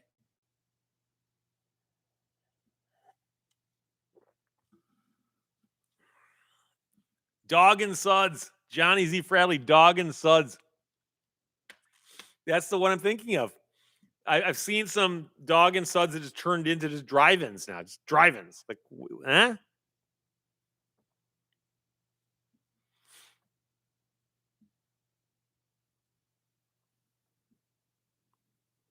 Yeah, Art S says Dairy Queen is Warren Buffett's guilty pleasure. Yeah, but you don't have to invest in it just because you like it.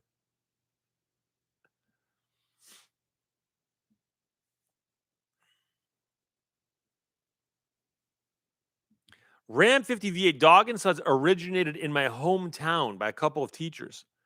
How widespread did Dog and Suds become? Yeah, I think Dairy Queen may have done that trick where they purposely put themselves in places where there weren't other fast food restaurants, meaning they would go into a smaller town before another place came in.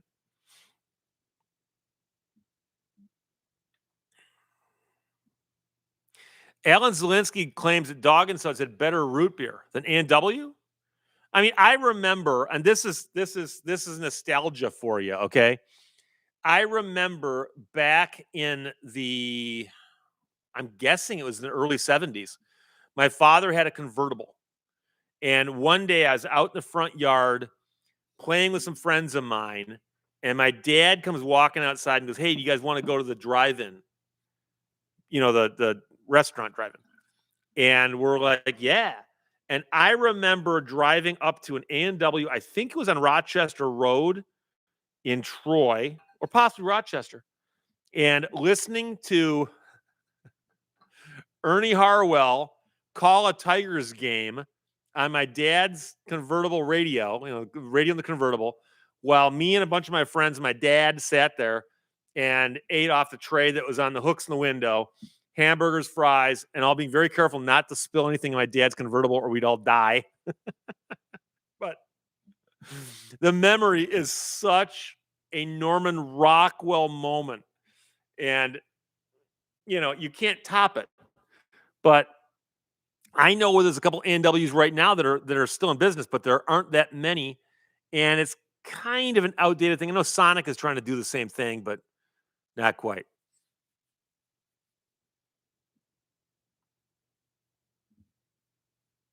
Cyberdox is A&W and Weber's Root Beer. Weber's Root Beer. I don't. That one does not ring a bell.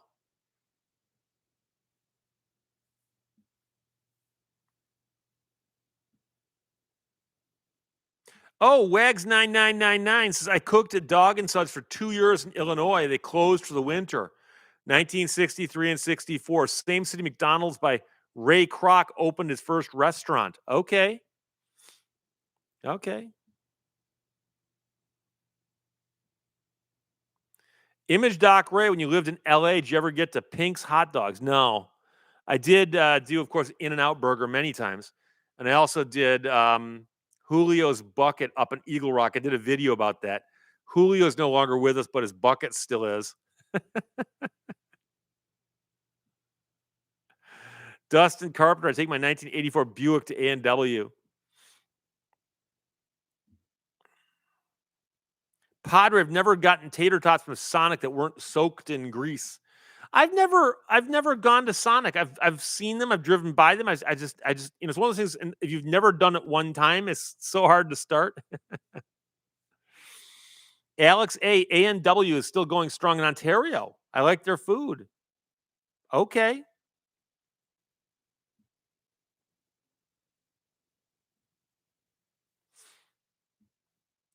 1163562. The only A&W I know of is in Ortonville.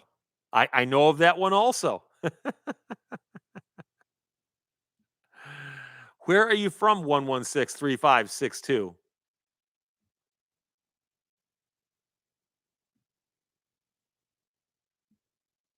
Manuel says A&W started in Lodi, not far from where I am in California, where I'm from. There's also Lodi in Michigan, but obviously a different place. Oh, yeah, the root beer floats, John N. Jr. Wags 99999. Fun place to work, the place to go. Wife worked as a car hop. It would be kind of rough though, because that'd be very, very weather dependent. Like if it rains. So Art S suggests I'm not missing much at Sonic. Okay. Dustin Carpenter Pizza Hut was so greasy. I liked Pizza Hut. It's been a while since I've eaten at one. There was one in Bad Axe, and I used to eat there once a week. They had an all-you-can-eat buffet, which is a dangerous thing to have in a small town. I like their pan pizzas. Mark Miller, I believe A&W is bought by the Yum Brands, who are a spinoff from PepsiCo. Yeah, it's one of those holding companies that buys a bunch of different. Oh, Channel 1969, Culver's has great food. Yeah, I agree with that one. Culver's has great food. There's a Culver's in Lapeer. There's a Culver's near Flint. There's a Culver's in Houghton, Michigan. And they are very, very good. It's not exactly fast food though. Like if you go through the drive-thru, you're waiting for a while. But what are you gonna do? It's good food. Stelliger, I miss going to Daly in Livonia when I lived there. Doesn't ring a bell. Jay Klein, oh Lord, I'm stuck in Lodi again. CCR.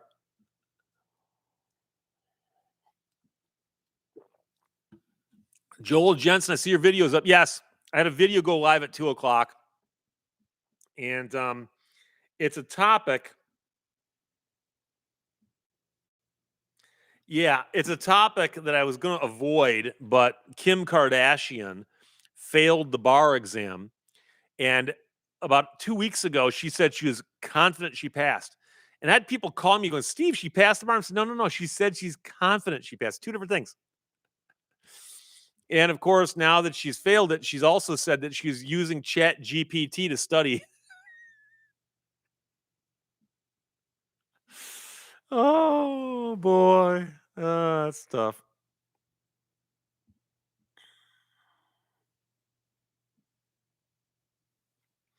Art S was the CCR song about Lodi, New Jersey complimentary. Was it Lodi, New Jersey? I always thought it was California. I could be wrong.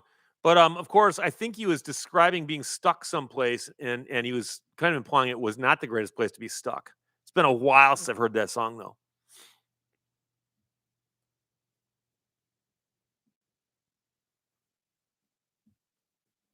Oh, Chuck Whitehead, they used to have those combo A&W and Long John Silver's restaurants. And I actually liked Long John Silver's.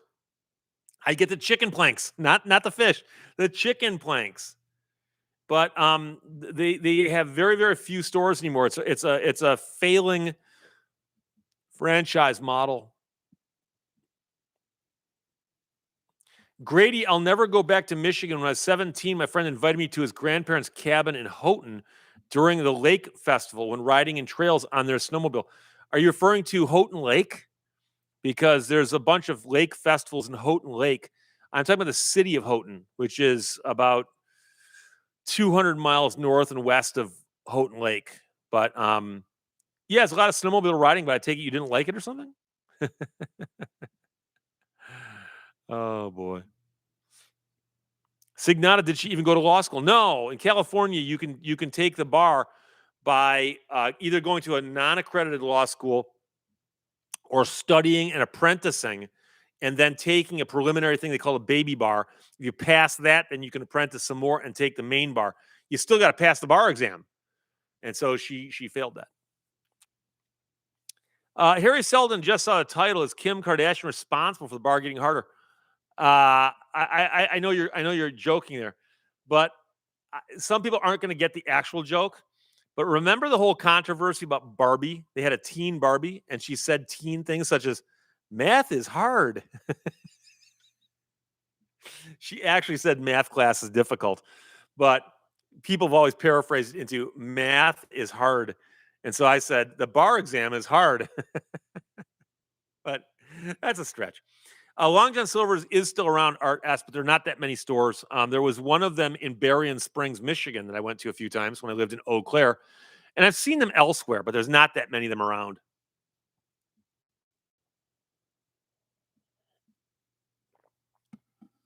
Stelliger. Daly is on Plymouth and Merriman, very much an A&W driving type of place. If you know Bad X, do you know of Ubley? My dad grew up there. Of course I know Ubley. Ubley's where my friend Craig Routson lived for the longest time, who was the newsman at LEW and Bad X. And Ubley is just like south of Bad X a few miles. And there's a dragway there, which I've never driven my cars yet, but I keep wanting to go there and drive a car or two of mine down the down the stretch there. Alan Zielinski, does A&W still have the Papa Burger? Wouldn't know. Kevin Thomas, have you ever been to any of the freighter museums? No, there's a couple different things you can see. You can go on board the Valley Camp, which is a ship up in Sault Ste. Marie. And there's the Dawson Great Lakes Museum on Belle Isle. But I've been on board an iron ore boat when I was in elementary school. I actually got to visit the ship that my uncle was an officer on, which was the Leon Falk Jr., which was an iron ore boat, a gigantic iron ore boat, not as big as the Edmund Fitzgerald, but the same kind of boat, and it's huge, huge.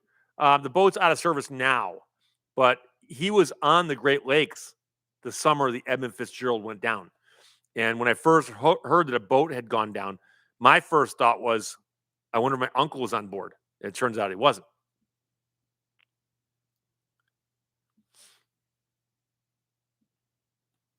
Believe in yourself says it's snowing like it means it here in Napanee. It's going to happen eventually. Stella just says my dad used the farm roads in Ubley in the 40s running from the cops.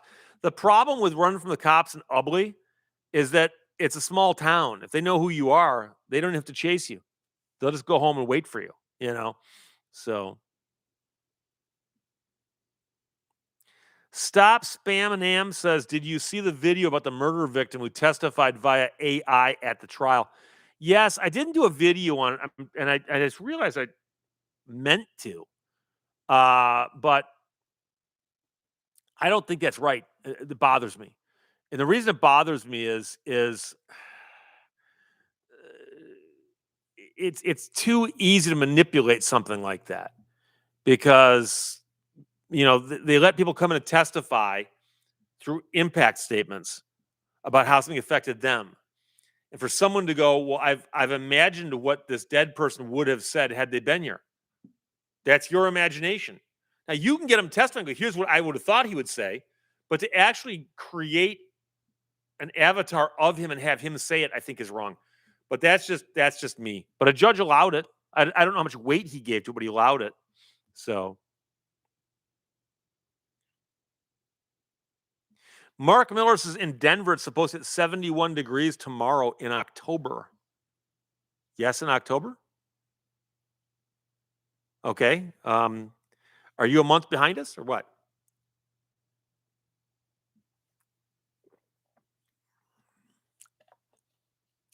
Have you ever checked out the Silver Side in Muskegon? Robert Sherman asks. No, I have not. It's a bunch of those things around. I really should. It's been a little while since I've been over that way, though. Muskegon.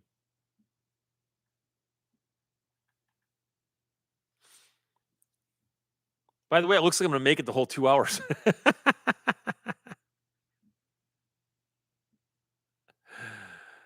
Isaac Bob York, I recognize that story. I thought you did that one. No, I did not do it. I don't think. No, I would remember doing that one.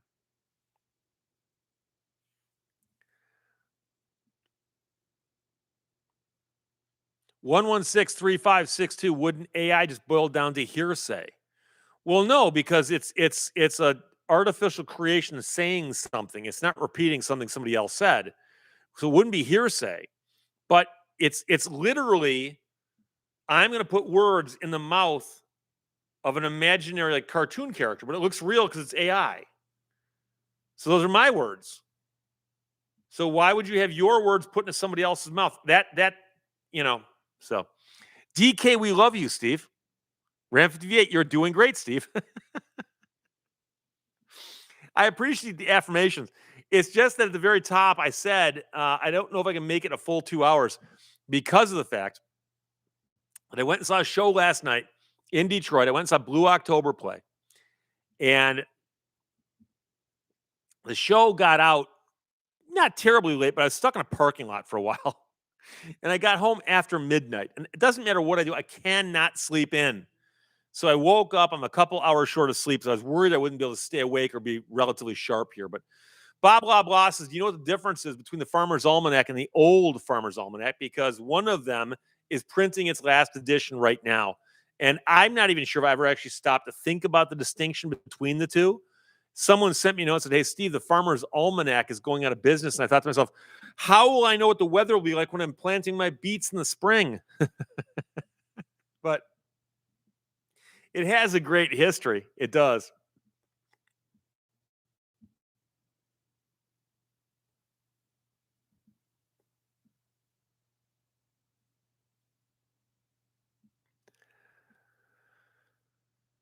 Art S, if you are still in Florida, Publix carries it, whatever that might be.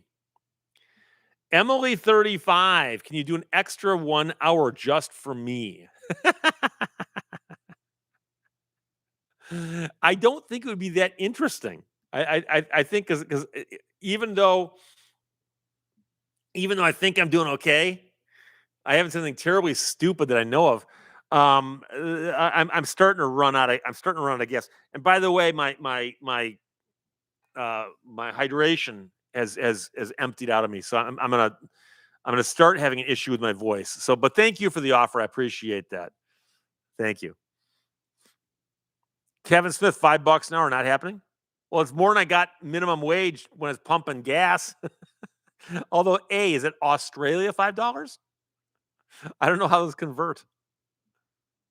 John Delano says it is in fact still October in Colorado. Ram 50 V8 steak and shakes are slowly dying out. I've seen them. I've never eaten at one. Never. Scott Argyle, thanks, Steve. Have a great day. Jay Klein, I sleep 6 hours. If I go to sleep at 3, I wake up at 9.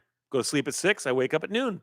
Now, my body, it doesn't matter. I wake up at 7 a.m. Boom, 7 a.m. So, like when I went to London, I was waking up at 7 a.m. my time here. which allowed me to oversleep. So Dan Boyd, I like going to Publix when I'm visiting my mom. I liked Publix. I've been to a few Publix. They have a great selection.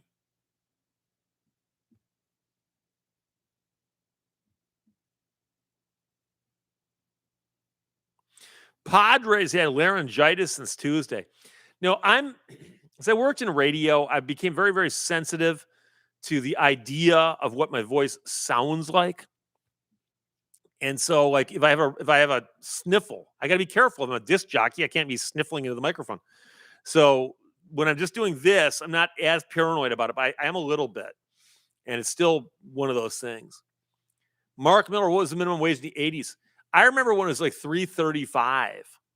I remember, in fact, I found an old pay stub where I was making 3.35 as a cashier at a gas station for a while. Frank Mendez, what's your next dream car? Probably a Daytona clone, similar to what's on my shelf behind me there, right? Hang on, right there. But I'd have to get like a '69 Dodge Charger and put a nose cone and a wing on it and clone it.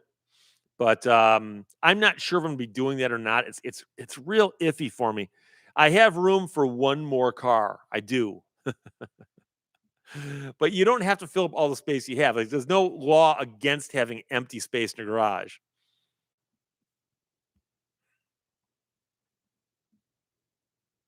Frank Ponce, when are you doing a meet and greet? Well, we're still talking about putting together the show. We're going to do the movie Coyote versus Acme when that movie comes out next fall. We'll be doing a joint operation with the people from the Institute for Justice. Probably in the Pennsylvania area, kind of southeast of where I am. And it'll be a big shindig. And we might do more than one. You never know. We'll see what happens. Kevin Smith, buck an hour was my first job. Telling my age. Well, I mean, I remember raking leaves for neighbors, charging them a couple bucks an hour kind of thing. But HCH Elfman, I pumped gas in '97 for $6 an hour. It's not bad. I know nowadays it's a lot more than that.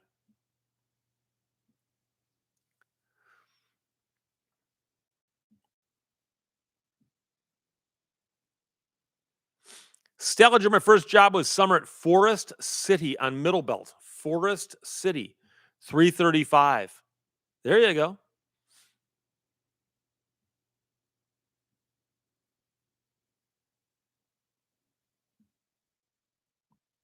Daniel Kester, remember mowing lawns for 50 cents.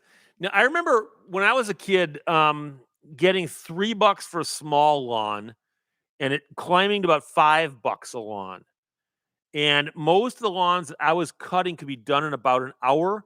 And I wasn't bagging, I wasn't raking. I was literally just mow the lawn and I'm done. And $5 wasn't bad. You could do it with one tank of gas. And I was using my parents' lawnmower. So I got a lot of spending money that way.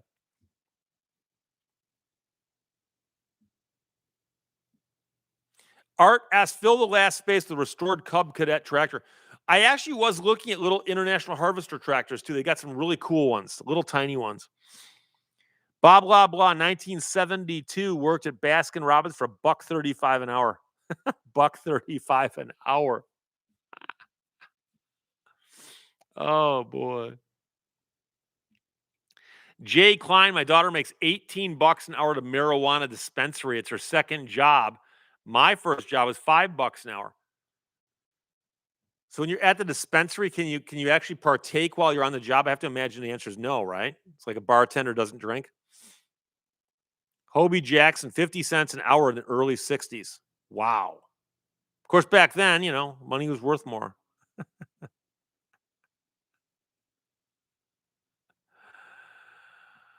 Oh, Robert Sherman, did we get an update on the Batman clone in Indiana? You mean the fiberglass freaks, guys? Nothing's happened in that quite some time.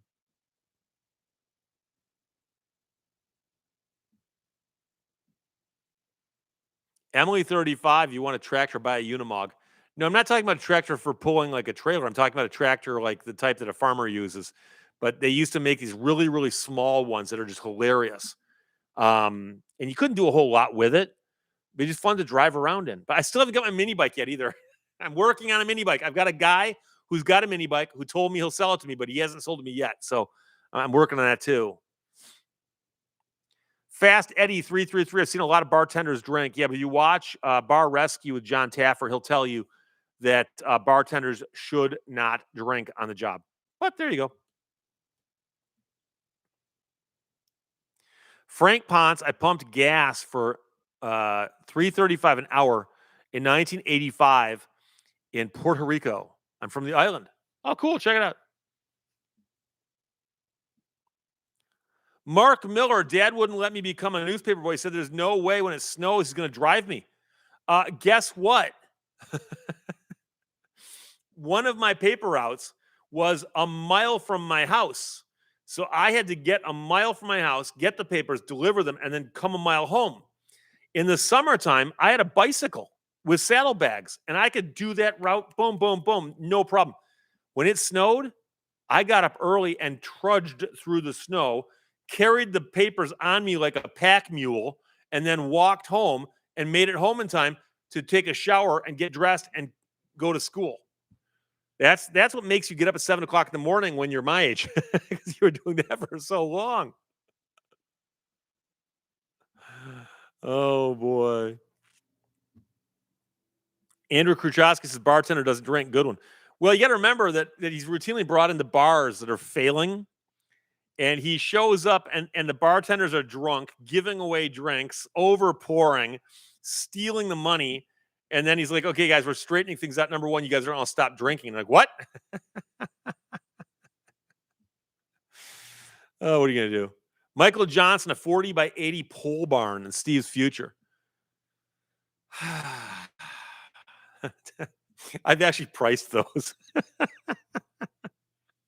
Then I think, well, you got to put it on a slab, right? And I'm like, well, if I put it on a slab and it's a pole barn, may as well heat it, right? And I probably should insulate it. Well, at that point, should it be a pole barn? Or should Oh, 2000 MCR, any more chainsaw videos? No, it'll be a little while. So there you go. Anyway, I'm going to wrap it up now. We've been here 2 hours. Thank you very much. I hope to do a video about my Blue October experience. I've not told you everything. I've only told you some. So for instance, here's a guitar pick. Can you see that? There you go. So I had a great experience seeing Blue October, but that's a whole video. I will talk to you guys next week right here. Otherwise, just watch the videos and whatnot. I'll talk to you later. Bye-bye.